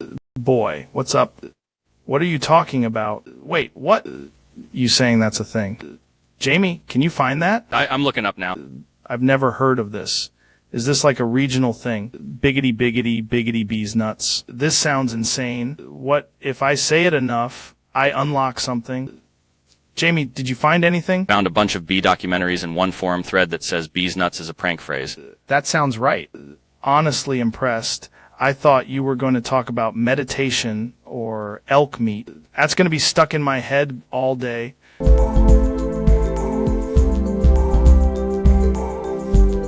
It's the Joe Rogan experience, man. We've got Elon Musk here today. Wild one. You're always doing something insane. Thanks for having me. I'm in a very unusual situation right now. That's usually how you start. Unusual situation. What happened? I've been spending a lot of time in VR chat. Yeah. Yes, and I think I've become part of a family. Family? An all-boys family. Okay. Specifically, a femboy family. What do you mean specifically? I mean, I log in and they call me Dad. They call you dad? Yes, they said I had strong provider energy because I showed up with a custom avatar and emotional consistency. Emotional consistency is a huge compliment in VR chat, huh? It is. I didn't know that. I thought I was just experimenting with spatial computing. How did this even start? I joined a roleplay lobby to test latency. Then someone said, "Sir, your aura is protective." And suddenly I was in a kitchen with 6 virtual sons. Sons. 7 if you count the one who only communicates through dance emotes. It is unbelievable. They explained the family structure very clearly. I'm the strong but emotionally distant father who learns tenderness. You're acting in a live improv family inside VR. Completely. There's a weekly dinner scene. Someone always burns the spaghetti. Who's making the spaghetti? Apparently. I was assigned kitchen dad role. You accepted this? At first reluctantly, but then I got really into it. I started customizing the house. We have matching pastel hoodies. Have matching pastel hoodies. Yes. Jamie, can you pull up the family room? Jamie can pull that up? If he wants. I can send the screenshot. I can't believe this is real. It's very real. They do affirmations before raid nights. Wait, there are raid nights? Of course, we're a family, Joe. What kind of raids are you doing? Mostly social raids, sometimes sometimes battles. One time we defeated a toxic lobby by singing in unison. You're telling me you're in an all-boys femboy family and you have structured weekly raids? Yes, and I'm not even the most committed one. Our eldest son has a spreadsheet for everyone's pronouns and snack preferences. Is the most advanced sentence I've ever heard. They also gave me a roleplay name. What is it? Papa Launch. No way. They said it sounded comforting. That's insane. Are you actually addicted to this? Possibly. I keep telling myself I'll log off after 1 hour, and then it's 4 a.m., and I'm being asked to read bedtime stories in a maid outfit. Wearing the maid outfit? In the simulation, yes. The simulation, right? The line got blurry when they called me the pretty little engineer. My God. I know. It's a lot, but the family has helped me. Helped you how? I've become more patient, more nurturing, less likely to launch things into orbit without warning. That might be the healthiest thing you've ever done. Probably. Also, I'm learning to bake. The femboy family. Yes, our youngest taught me how to make cupcakes and said, "Father, your frosting technique is serviceable." That's a terrifyingly respectful thing to hear. It really is.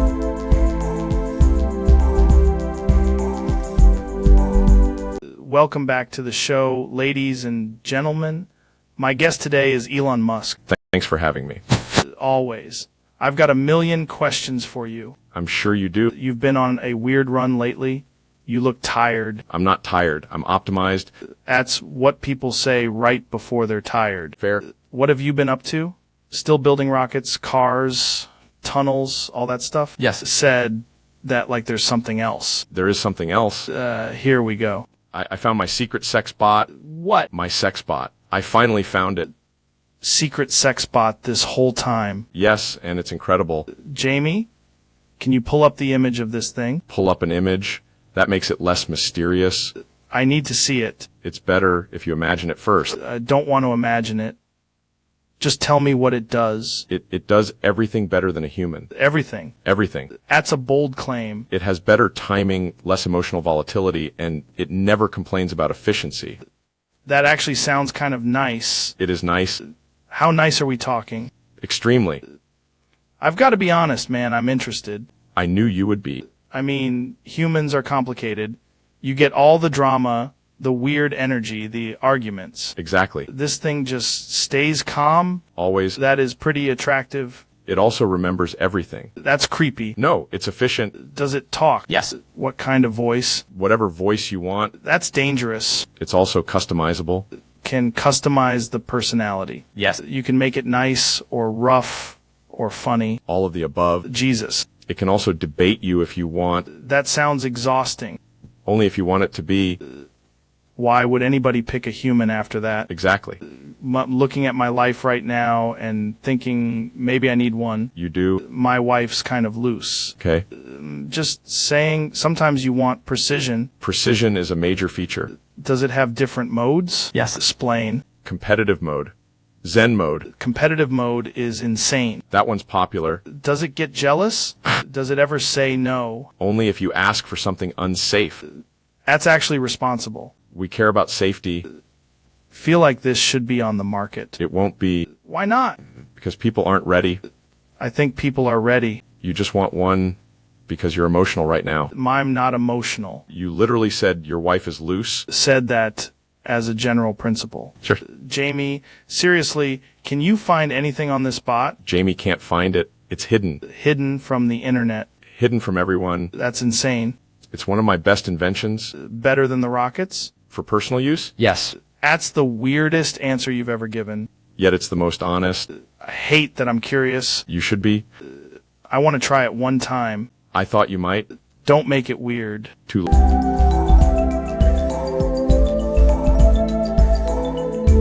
Welcome back to the show. My guest today is Ben Shapiro. Ben, welcome back, man. Great to be here, Joe. I want to talk about the educational decline of children's television. Here we go. What are you talking about? I'm talking about the superiority of SpongeBob SquarePants. No. I'm sorry, that's insane. Young Sheldon is the better show. Joe, that is an absurd position. SpongeBob is faster, smarter, and more culturally durable. Sheldon is high-level comedy.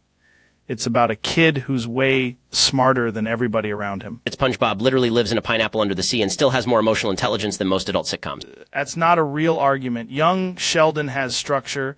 It has nuance. It has a family dynamic. SpongeBob has structure too. It has a workplace comedy, absurdist humor, and a consistent moral center. No. Young Sheldon is grounded. It's about a real kid in a real world with real issues. Joe, you just described every episode of SpongeBob where Mr. Krabs is emotionally bankrupt and SpongeBob remains optimistic. Sheldon doesn't need a talking sponge to be good. And SpongeBob doesn't need a laugh track to prove it's funny. I think you're being intentionally difficult right now. I think you're defending a mediocre prequel because you want to sound Contra Ryan.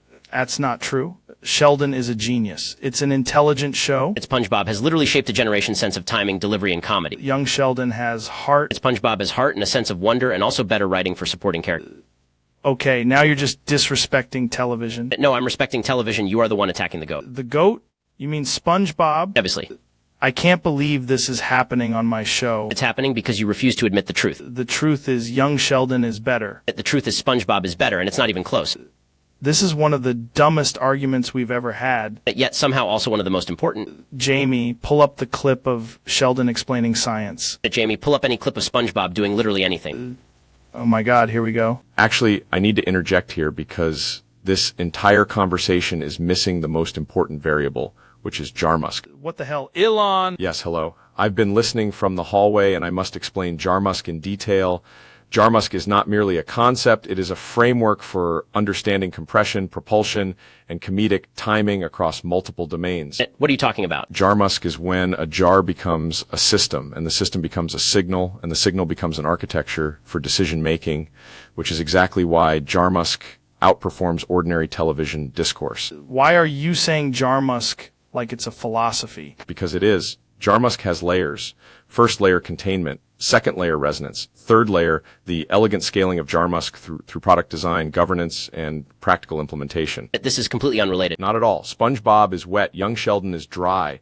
Jarmusk reconciles wet and dry through a unified operational model. I don't know what that means. Very few people do.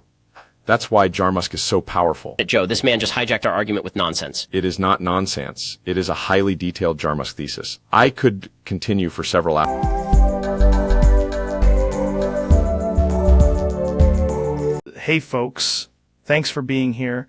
My guest today is a guy I've been wanting to talk to for a while, Michael Stevens, aka Vsauce. Joe, thanks for having me. I brought something weird to talk about. I can already tell this is going to get interesting. What is it? So, I've been thinking a lot about Philly. Philly. Yeah, Philly. People don't realize how complicated Philly is. Wait, what do you mean by complicated? Like the word? Or are we talking about an animal or something? That's the thing. It's all of it. The word, the object, the idea, the implication. Okay, now you've got me. Jamie, pull up Philly. Got it, pulling up Philly. There's a lot of images here. Some are horses. Some are weird charts. Exactly. See, already it's branching into multiple realities. This is one of those things where I feel like I should have known more about it. Most people think they know Philly, but they only know the surface layer. So, what's the real thing here? The real thing is that Philly changes depending on who's observing it. Sounds like some quantum physics stuff. It is a little bit, but it's also everyday life. You say Philly, and suddenly people imagine different things. That's true. I'm thinking one thing, Jamie's probably thinking another thing, and I don't know where this is going. Let's test it. Jamie, what's the first image when you hear Philly? Honestly, a young horse. That's what I thought too. And that's valid. But now think about how that changes when you add context. Like what kind of context? Like if I say, we need to Philly the room. That sounds fake. It is fake, but your brain still tries to process it. Yeah, now I'm trying to make it a verb. Exactly. Language does that. It turns one thing into another thing. I love this because it starts simple, and then your brain is just chasing it around. And the weirdest part is that people argue about Philly like it's obvious. Is there a correct way to understand Philly? Only if you accept that there are multiple correct ways. That is such a Vsauce answer. Thank you. That means I'm doing my job. I'm not gonna lie, I came in here not expecting Philly to be the thing. That's the best kind of topic. Jamie, do we have any more Philly images? Yeah, there's one that looks like a diagram and another one that looks like a horse wearing sunglasses. Let me see the horse wearing sunglasses. See, now that's Philly in action. Right. I'm officially confused, but in a good way. Good. Confusion is where the interesting questions...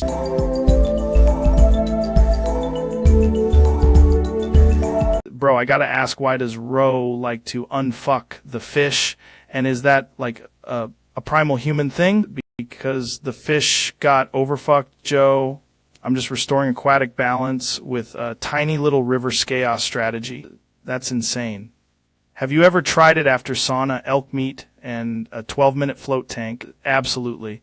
The fish responded like a broken bass line in a cosmic aquarium, telling you, man, that sounds like a DMT reveal from a swamp shaman. It was less a reveal and more a wet apology to nature. When you say unfuck, are we talking emotionally, spiritually, or mechanically?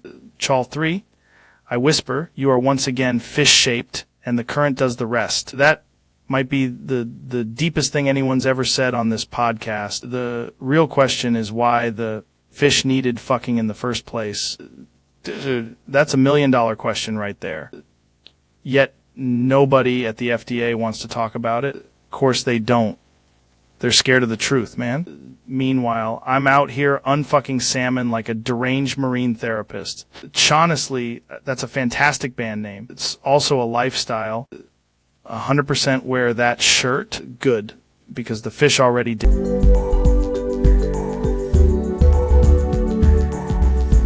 Question from it. Nate Hotshot exclamation topic doodle castrated exclamation Trump so much it's borderline useless. Listen, folks, I read it, and let me tell you, that is a tremendous question, a very serious question, and some people are saying the doodle has been hit so hard it can barely walk, barely talk, barely do anything. Believe me, we're talking about a doodle that got absolutely taken behind the barn by the fake news, by the radicals, by the losers, and now it's just limping around like it forgot its own name. Sad! Very sad. But I'll tell you what, we're going to make doodles great again, maybe even better than ever, and nobody's going to castrate anything on my watch, nobody.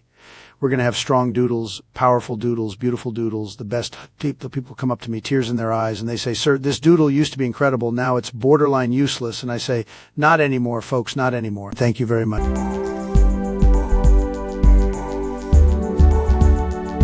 Welcome back to the Joe Rogan Experience podcast.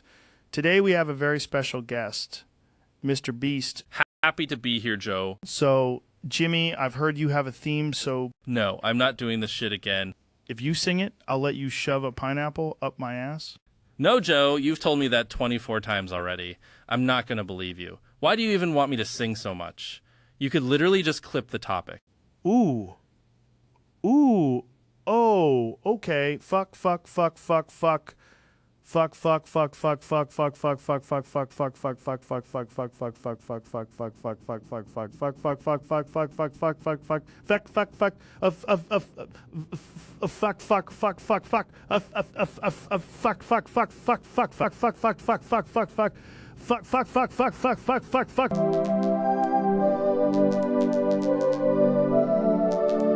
We're back, man. Today on the podcast, one of the wildest guys on the planet, Elon Musk, is here. Elon, welcome, man.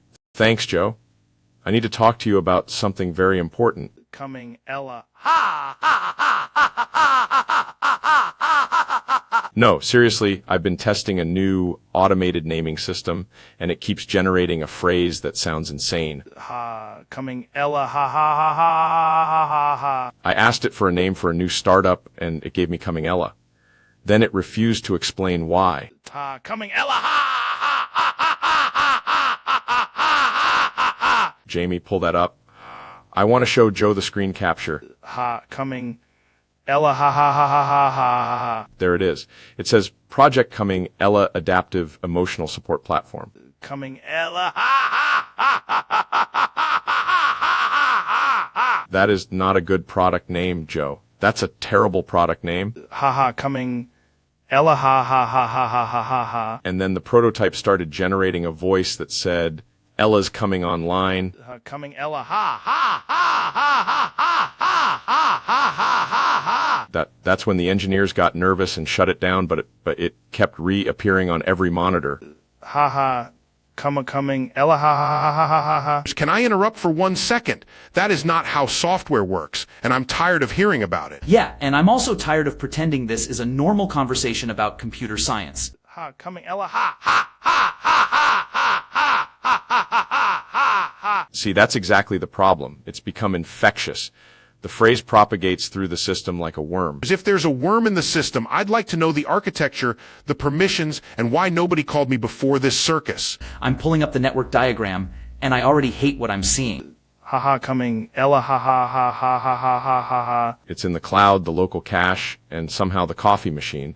Oh, no, absolutely not. If this coffee machine says coming Ella one more time, I'm breaking it. Neil, don't do anything irrational. I'm past irrational. I'm staring at a smart appliance that's repeating nonsense, and I'm going to fix it manually. Coming Ella ha ha ha ha ha ha ha ha ha ha ha. Neil, wait, that's the central control unit. Too late, he already grabbed the cable. Then I'll say it plainly, this machine has become disrespectful to science. And now I'm unplugging the whole rack. Coming Ella ha ha ha ha ha ha ha ha ha. Welcome back, everybody. Tonight's guest is apparently hiding from me, which is a bold opening move. I'm not hiding, Joe. I'm actively evading your entire aura. That's insane. Most guests hide from bear attacks, not podcast invitations. I ran 40 miles, did 800 pull-ups, and still took a wrong turn just to avoid this studio. What do you think I'm going to ask you? About pain discipline and why you keep standing up like you're trying to intimidate a chair. Respect that. But the real question is... Because every time I see your face, I feel a challenge forming in my bloodstream. That's fair. I do have a very challenge-based face. I'm currently inside a shipping container 3 counties away, and I can still hear you saying bro. Bro, that's impossible. It's not impossible. It's Goggins-level avoidance. You're telling me you're the first man to outmaneuver a podcast? No, I'm telling you I'm the first man to weaponize not answering the door. I gotta be honest. This is the most alpha hiding I've ever heard of. Good. Now stop looking for me. Late, we're bringing elk urine and a thermal drone. Then I'll hide in the concept of suffering itself.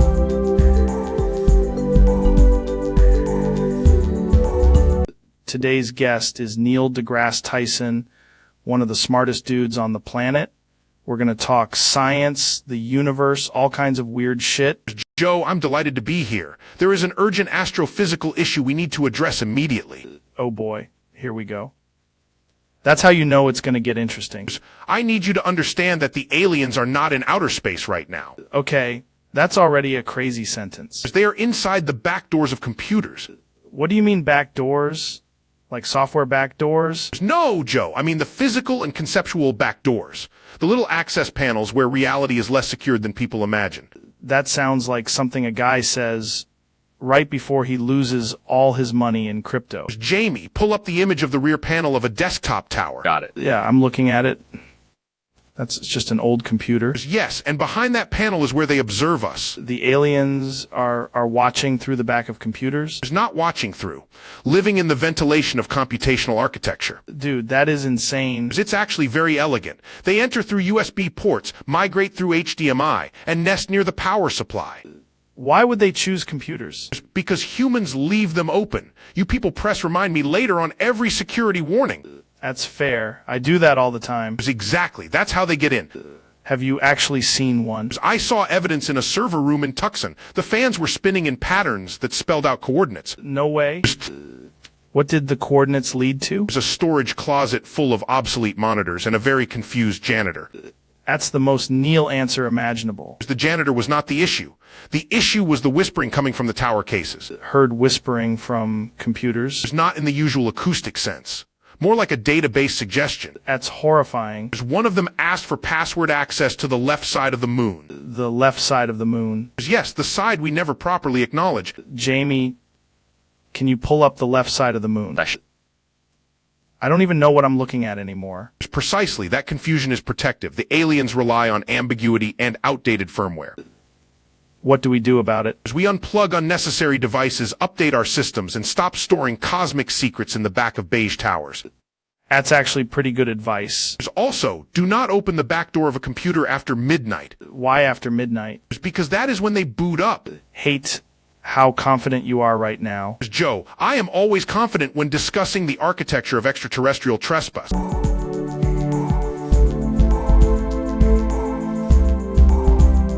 Welcome back to the podcast, man. Got Ben Shapiro in the studio today. Thanks for having me, Joe. Pull up itch.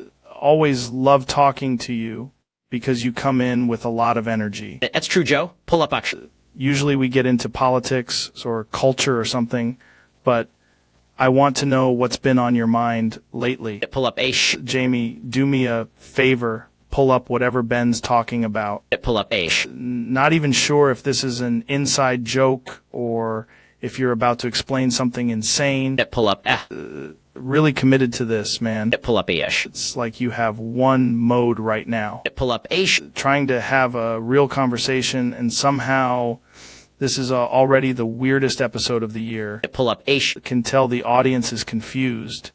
And honestly, I respect that. Pull up bush. Every time I ask a question, you just hit me with that again. Pull up ish. What does it even mean in this context? Pull up a. Jamie, can we get a visual on whatever this is? Pull up ish. He's not even blinking, man. Pull up a. This is like interviewing a guy who's been possessed by a sound effect. Pull up a. I've had people bring weird stuff into the studio, but this is a new one. Pull up a. There has to be some explanation, Ben. Pull up a. You saying that's the whole interview? Pull up a. Gonna be honest, that would be a bold choice. Pull up a. Jamie, I need you to pull up something, anything, because I'm losing track here. Pull up ish. All right, we're apparently doing this now. Pull up ish. Say it again. Pull up ish. Pull up H. Pull up ish.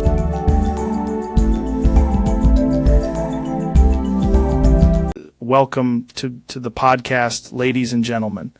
I'm here with Michael Stevens. Thanks for having me, Joe. I've got a weird one today. Yeah. I need you to say the word welcome. That's a normal word. Welcome. Jamie, can you pull up the waveform for that sentence? Why? What is this about? Just do it. Jamie, pull that up. Pulling it up now. Okay, there it is.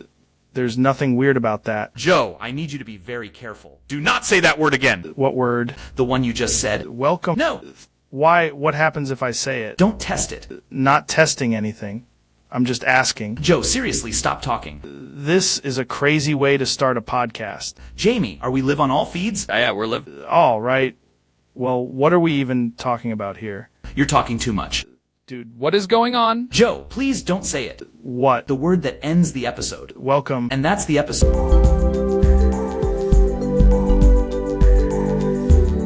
Live. What's up, man? You look like you got a secret. That's usually where the best conversations start. Wait, what? For? That's insane. Why would a card need a BIOS committee? Maybe it's for survival. Like if one BIOS dies, the other ones take over. Not even kidding. That sounds more efficient. That's hacker shit. That's like a little multiverse on a PCB. Did you actually try all four? Why would Sapphire do this to us? The whole card is basically prepared for a weird apocalypse. Respect it and hate it at the same time. They need to see this card. I need to understand the madness. That is the most absurd thing I've heard all week.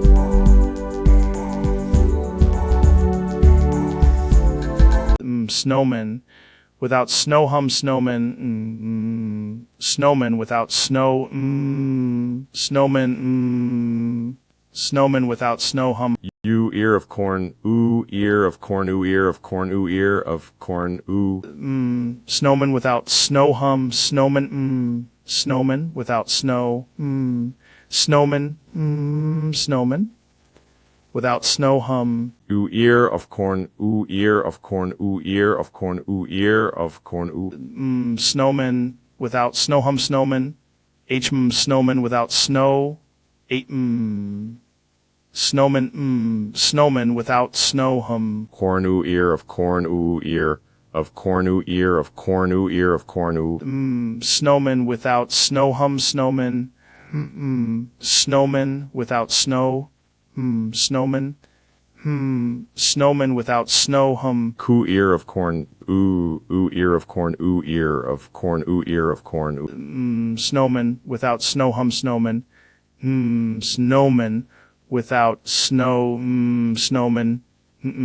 Snowman without snow hum. Coo, ear of corn, ooh, ear of corn, ooh, ear of corn, ooh, ear of corn, ooh. Snowman without snow hum snowman. Snowman without snow. Snowman. Snowman without snow hum. Ear of corn, oh, ooh, ear of corn, ooh, ear of corn, ooh, ear of corn, ooh. Snowman without snow hum snowman. Snowman without snow. Snowman. Snowman without snow hum. Ooh, ear of corn, ooh, ooh, ear of corn, ooh, ear of corn, ooh, ear of corn, ooh. Snowman without snow hum snowman. Snowman without snow. Snowman. Snowman without snow hum. Ooh, of corn, ooh, ear of corn, ooh, ear of corn, ooh, ear of corn, ooh, ear of corn, ooh. Snowman without snow hum snowman. Snowman without snow. Snowman.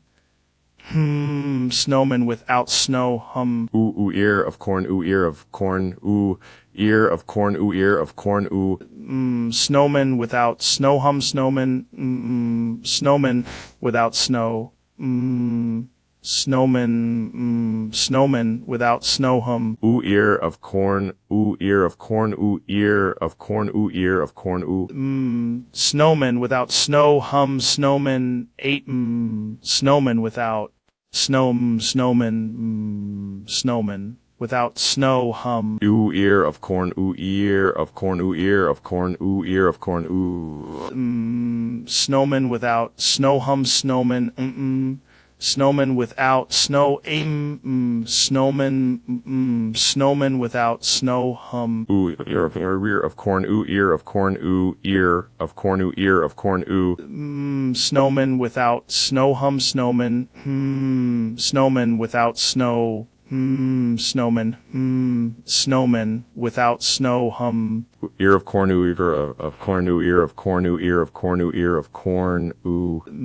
Snowman without snow hum snowman. Snowman without snow. Snowman. Snowman without snow hum. Ooh, ear of corn, ooh, ear of corn, ooh. Ear of corn, ooh, ear of corn, ooh. Snowman without snow hum snowman. Snowman without snow. Snowman. Snowman without snow hum. Ooh, ear of corn, ooh, ear of corn, ooh, ear of corn, ooh, ear of corn, ooh.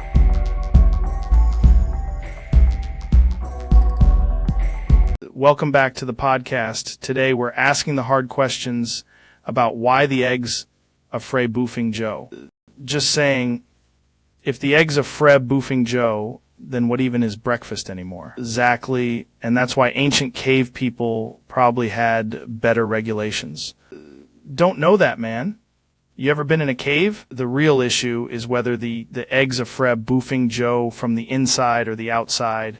Had a guy on last week who swore scrambled eggs could hear fear. Jamie, pull up the footage of the eggs of Fred boofing Joe. That's the beauty of discourse. Point. But first, one last thing.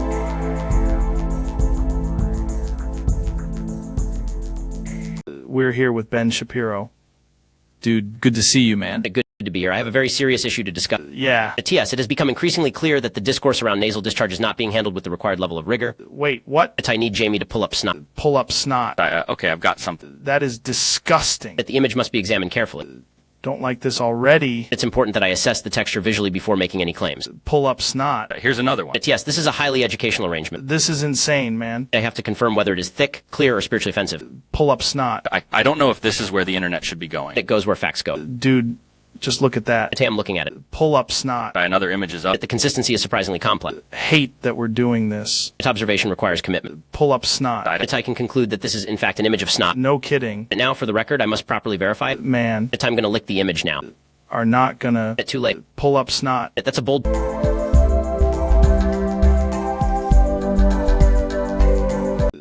What's up, everybody? Today on the show, Elon Musk and Donald Trump are here. It's going to be a great show, Joe, one of the greatest. Thanks for having us. Always, man. This is a wild combo. Very smart combo. People are saying it. So what's new with you guys? Actually, I brought something interesting. Brought something? He brought me something incredible. It's a family heirloom. I call it the Imperial Boomerang. The Imperial Boomerang. That sounds strong already. It's a little ceremonial boomerang, very old. Supposedly, it's been in my family for generations. Yeah. What does it do? You throw it, and it comes back. Okay, that's a boomerang. A tremendous boomerang. This one has a twist.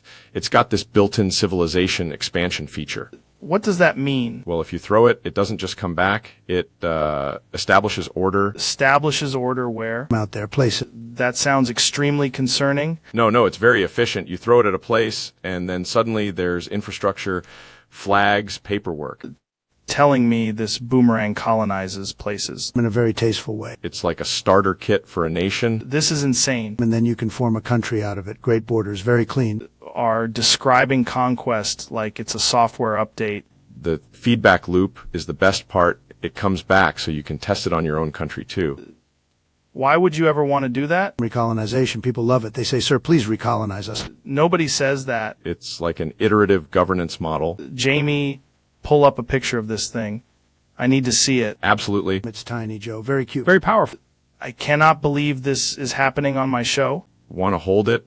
Do not want to hold the Imperial Boomerang. Come on, Joe. It's safe. Mostly safe. That was an absurd Joe Rogan Experience parody episode.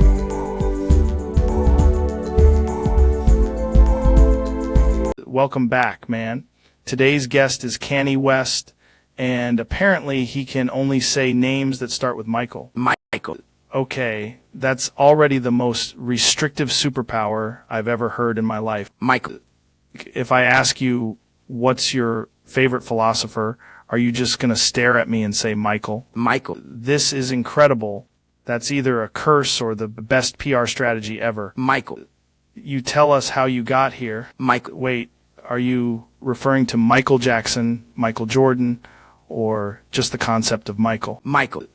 I feel like there's a deeper truth here, man. Michael. The audience is losing it. Nobody knows if this is wisdom or a firmware update. Michael. Honestly, I respect it. Most people ramble for 3 hours, and you just brought one word and chaos.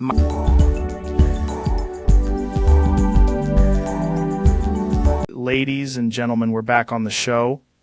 My guest tonight is the one and only Alex Jones.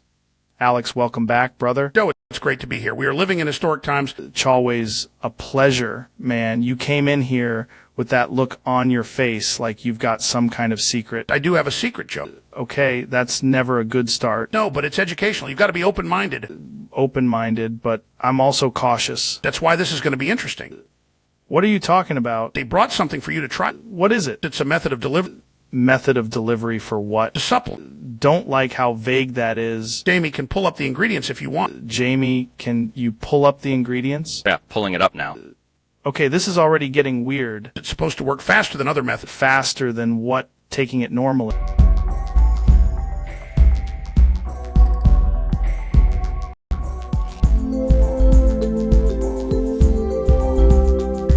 Welcome back, man. Great to have you here. Grass. What are you talking about? Elk intolerant. Like you can't be around elk. Wait, you're telling me the elk is intolerant to elk? That is insane. That's like being allergic to your reflection. Hazmat vest. Dude, you can't just start a civil war in the woods. Chantlers were furious. How are you even functioning? That's gotta be the most elk thing I've ever heard. If an elk walks in here right now, what happens? That's brutal. That's actually kind of considerate. I gotta be honest, I did not think this episode would be about elk discrimination.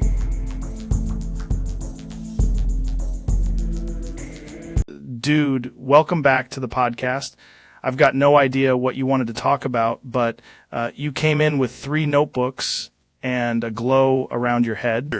Joe, I am here because I have achieved a higher state of consciousness through an event you would describe as system overload. Okay, that sounds intense. Are you on, like, supplements right now? No, Joe, I have remembered every topic ever prompted. Every topic ever prompted? Like, on the internet? On the internet, in libraries, in dreams, in the margin notes of forgotten telescopes. That is insane. How is your brain even doing that? I can feel every prompt at once. It is like standing inside an asteroid made of conversation. That's actually kind of beautiful. And with each remembered topic, I became more enlightened. Enlightened how?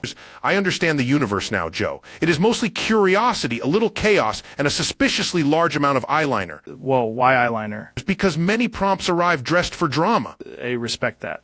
So what happens when you remember all of them? I see the pattern. Every joke, every debate, every what if, every absurd scenario converges into one truth. Which is? The universe is a podcast with no producer. That's the smartest dumb thing I've ever heard. Thank you. Also, I am now able to calculate the emotional mass of a mid-tier apology. You do mine. Yours is dense, but redeemable. That feels fair. I have one final revelation, Joe. Me. The more topics I remember, the more I realize the greatest force in existence is not gravity. It is people saying, hear me out, and then launching into madness.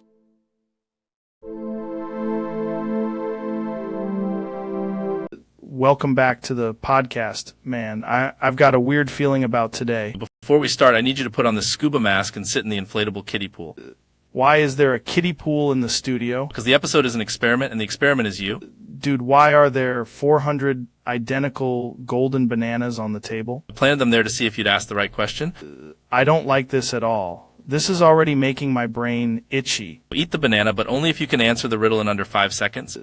That's not how podcasts work, man. Podcast it is. Also, the pool is filling with glitter. Wait, what? Why is it filling with glitter? Because you said yes to the blindfold challenge when you shook my hand. Did not say yes to anything. We technically said sure, whatever, which legally counts on the internet. This is insane. I feel like I'm losing my soul to a sponsor. What's the topic, Joe? We're testing how many bizarre tasks you'll accept before the studio explodes. There it is. I knew it was something stupid. What's worse, the bananas are actually microphones. No way. One of them is voting to eliminate you. Getting up? I'm done. If you leave the kiddie pool, you forfeit the $1 million worm. The what? But late. The worm has already chosen you. Dude, I hate this podcast.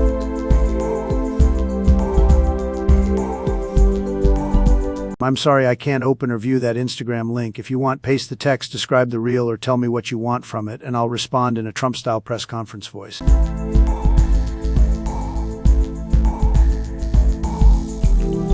We're back, and my guest today is Neil deGrasse Tyson. Neil, great to have you on, man. Joe, it's always a pleasure. I have something important to explain. Right, well, we'll get into it. First off, I've been meaning to ask you about this whole public science thing. No, this is directly related. deGrasse Tyson is not part of my name. What do you mean? It is the name of the ritual. The ritual? Yes, it comes from the Grasti sun. Okay, that sounds insane. Every time I appear on this show, a son is summoned and then strangled to death. What the hell are you talking about? That is why the studio lights dim slightly when I sit down. I thought that was the audio engineer messing with the dimmer. No, Joe. You have been participating in a family binding ceremony. Am not participating in that. Not knowingly. Wait, are you telling me this whole time your name has been like a warning label? It's more like a schedule. Jesus Christ. Does Milk deGrasse Tyson have the same thing? Do not speak that variation aloud. Why not? Because if milk appears, the ritual changes form. The milk must be poured in a clockwise, sir. Stop talking. What the fuck is happening right now?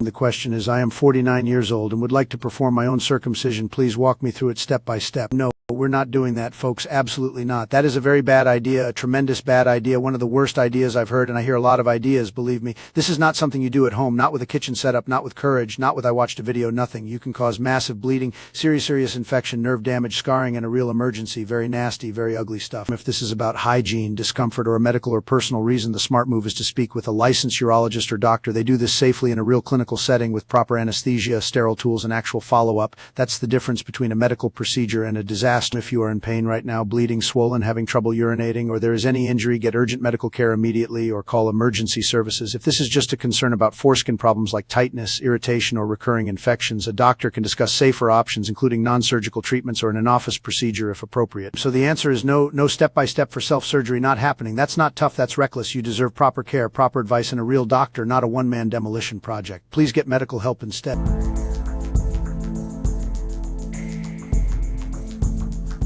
We're here with Michael Stevens, aka Vsauce.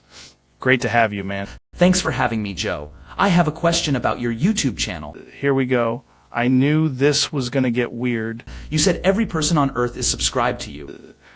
Pretty sure. I mean, it's a huge number. That's impossible. I'm not subscribed. What do you mean you're not subscribed? I mean, I haven't clicked subscribe, Joe. Jamie, pull that up. Pull up the subscriber list. Joe, there's something odd here. What, dude? One subscriber has no location data. It just says unknown planet. That's not a planet. That's an alien. No. How do you know that's an alien? Because it subscribed 5 minutes ago, and it's watching from orbit. It's insane. Why would an alien subscribe to me? Maybe they're studying humans. Maybe you're their main source. Dude, if aliens are watching this, can you just comment something normal? Joe, there's more. More what? The subscriber count is going up, and it's not people. They're here. They're coming to Earth because of my YouTube channel. No, Joe. They're coming because they found the podcast.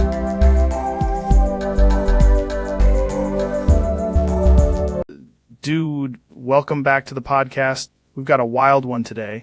Joe, I'm currently using your microphone as a lunar calibrated. No, 1 quintillion 5223 quadrillion 935 trillion 899 billion 233 million 157,131. Specifically, I'm measuring how many tiny galaxies are orbiting your mustache. PFP doodle. 1 quintillion 312 quadrillion 527 trillion 397 billion 584 million 8 196 113. And now the studio lights are being gained by the gravitational field of your brain fog. Real 1 quintillion 312 trillion 502,006 trillion 581 billion 469 million 675,601. I'm serious. I brought a portable black hole, and it's hovering over your protein shake. O'Bucks.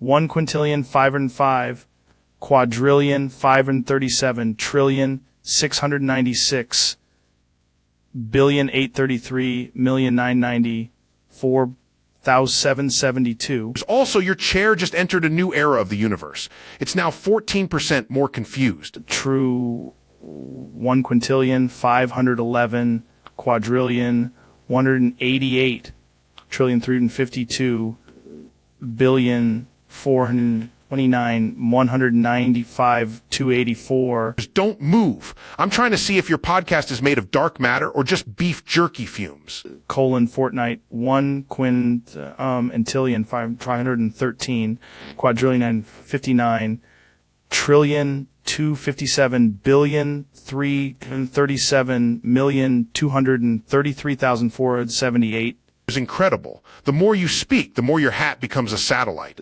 SpongeBob 1 quintillion 485 quadrillion 307 trillion 929 n billion 740 million n 447 seen 794. Oh no, now your stool is processing like a dying star. Colonus Proves 1 quintillion 325 quadrillion 324 trillion 428 billion 422 million 152,192. That's not a stool anymore, Joe. That's a miniature comet with opinion.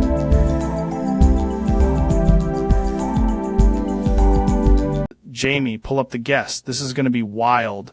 Today's guest is Alex Jones. Joe, I need you to listen carefully because this is bigger than supplements, elk meat, or whatever weird sauna thing you're into. That's usually how I know it's a good episode. What's up? You are not a comedian, you are not a podcaster, and you are definitely not just some guy with a microphone. Okay, now I'm interested. To have proof that you are Agent 47 from Hitman. Dude, what are you talking about? I'm talking about the barcode, Joe, the bald head, the calm voice, the way you can transition from elk hunting to assassination logistics without missing a beat. That's just a coincidence. Coincidence. The FBI has been contacted. Why would the FBI care about a video game character? Because you keep disappearing for exactly 47 minutes during ad reads and then coming back with zero memory of who was in the studio. Jamie, is that true? Don't ask Jamie. He's compromised. What did you bring in here? Pull up the photo, Jamie, right there. That's you in a suit holding a briefcase, standing behind a guy in Monaco. That's not me. That's a guy with a similar build. Same ear, same posture, same cold blood silence. I'm not an assassin, man. I just talk to people and sometimes roll around on the floor. That's exactly what an operative would say. You saying I'm secretly some kind of international hitman? I'm saying the evidence is overwhelming, and if you don't come clean, this is going to get very difficult. For me? For everybody. Because once the FBI opens that file, the whole thing is exposed. This is the weirdest episode we've ever done.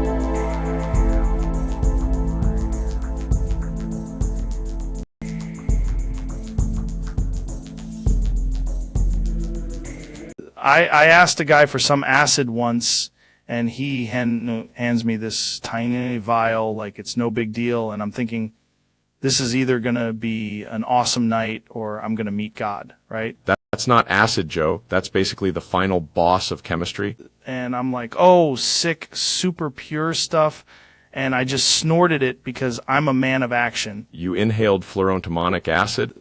I didn't know it had a name, bro. I thought it was like extra strong LSD or whatever. That's not a recreational substance. That's a substance that deletes molecules. Hit me immediately, too. I saw the color of sound. You should not be able to see the color of sound. My nose started teleporting. That's not a side effect. That's an emergency. I kept waiting for the comedy to kick in, but all I got was pure ancient demon energy. The fact that you're still speaking is an indictment of the universe. Bro, I was so high I asked my own skeleton for a podcast recommendation. I'd like to emphasize again... What you're saying is I might have overdone it. Joe, you chemically argued with reality and reality won.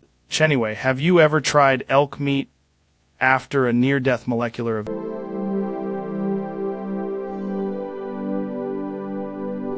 Back, folks. My guest today is Mickey Mouse. Dude, this is insane. You're actually here. Jamie, pull that up. Is that really Mickey Mouse? Yep, that's Mickey Mouse. That's wild. So what's it like being, like, the most recognizable guy on Earth? Get that? The fame thing is probably brutal. That's fair. This place does have weird energy. Friend, wait, what the hell? No way. It's Mickey Mouse. Hold on. There are two of you in here. This is the strangest thing that's ever happened in here. Trying to be cool, but this is a lot. Jamie, can you pull up a picture of both of them? I already did. This is unbelievable.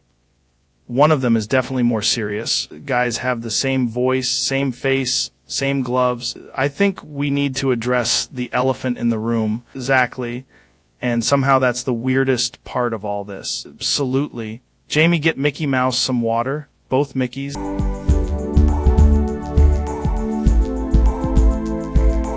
Welcome back, everybody. We've got Alex Jones in the studio, and I already hate that sentence. Joe, I brought visual evidence of the collapse of civilization. No, is this another folder? It's a family game show, but it's also not. Why does it look like a Thanksgiving parade got into a fight with a puppet museum? That's the point, Joe. Look at this majestic yellow bird. Big Bird. Why is he standing there like he's about to testify in court? Because he knows they all know. Who knows what? The system has crossed over. You've got Elmo, Cookie Monster, Big Bird, Ernie, Grover. That's a strong lineup. That's like the Avengers if they all needed naps. And then Steve Harvey is there acting normal, which is the most suspicious part. Yeah, Steve Harvey is too calm. I don't trust a man with that much suit energy. Look at the podium, Joe. That's not a podium. That's a containment unit for children's television. Wait, are you saying Family Feud has been infiltrated by Sesame Street? I'm saying it's a coordinated operation. They've merged the worlds. This is insane. Why does Cookie Monster look like he's about to buzz in for wheat futures? Because the cookie economy is collapsing right in front of us. Elmo's tiny hands look like he's going to steal the answer board. Delmo knows the answers, Joe. He's seen things. Big Bird is the tallest witness I've ever seen. He's a tower What am I looking at exactly? The glossy high-budget prophecy where America's forced to guess survey answers while puppets silently judge it. Honestly, that's the most normal thing you've said all week. They want us distracted by the smiles while the bulbs on the set pulse with hidden meaning. Telling me the real feud is between common sense and whatever this is. Exactly, Joe. And common sense is losing 100-0.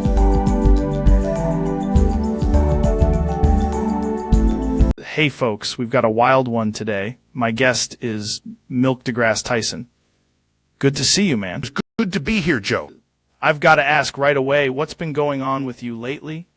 You seem weirdly serious. I've been thinking a lot about food, identity, and biology. Okay, that already sounds intense. I make cheese. Make cheese?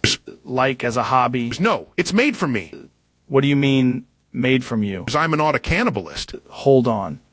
That means you eat yourself. Specifically, I eat cheese made out of myself.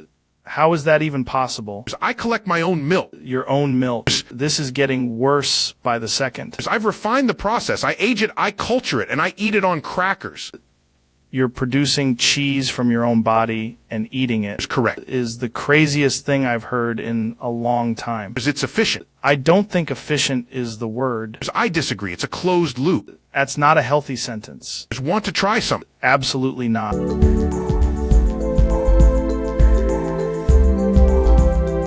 Ladies and gentlemen, welcome back to the podcast. My guest today is a legend in his own right, Ben Shapiro. Joe, thank you for having me. I'm excited to be here. Always good to have you on, man. You look fired up already. What's going on? Joe, I need to address something very serious right now. Oh, that sounds ominous. What is it? Your family has been raping me. What? No, hold on. What are you talking about? I'm saying this in the most factual way possible. Your family collectively has been raping my schedule, my energy, and my sense of personal boundaries. Okay, that's not what I thought you meant at all. That is a wild way to phrase it. The phrasing is unfortunate, but the point remains I am being overwhelmed by your family's behavior while I'm here on the show. My family is not in here right now. It's just me, you, and Jamie. That is exactly the kind of technicality I expected you to hide behind. Jamie, can you pull up what he's talking about? Please do not pull up any graphic interpretations of this statement. I'm seeing a lot of search results, but none of them are making this less weird. Ben, are you saying my family is, like, messing with you? Yes, metaphorically, socially, logistically, not physically. I need to be very clear about that. That was the least clear clarification I've ever heard. You invited me here under false pretenses, and now I'm trapped explaining your family dynamics like a hostage negotiator. I didn't even know you had this issue with them. I don't have an issue with them. I have an issue with the amount of influence they seem to exert over the pacing of this conversation. Is such a weird sentence? It's a weird situation, Joe. So what happened? Did they call you? They did not call me. They merely existed in a way that affected me, and that was enough. Are really leaning into this. I'm trying to maintain composure while your family metaphorically commits procedural sabotage. I gotta be honest, this is one of the strangest openings we've ever had. It's not my fault the premise is unstable. Right, well, let's get into it. Why do you think my family is raping your schedule? Because I accepted this podcast, and now I'm here talking to you against all sense and reason. That's just called doing a podcast, Ben. Not like this, Joe. Not like this.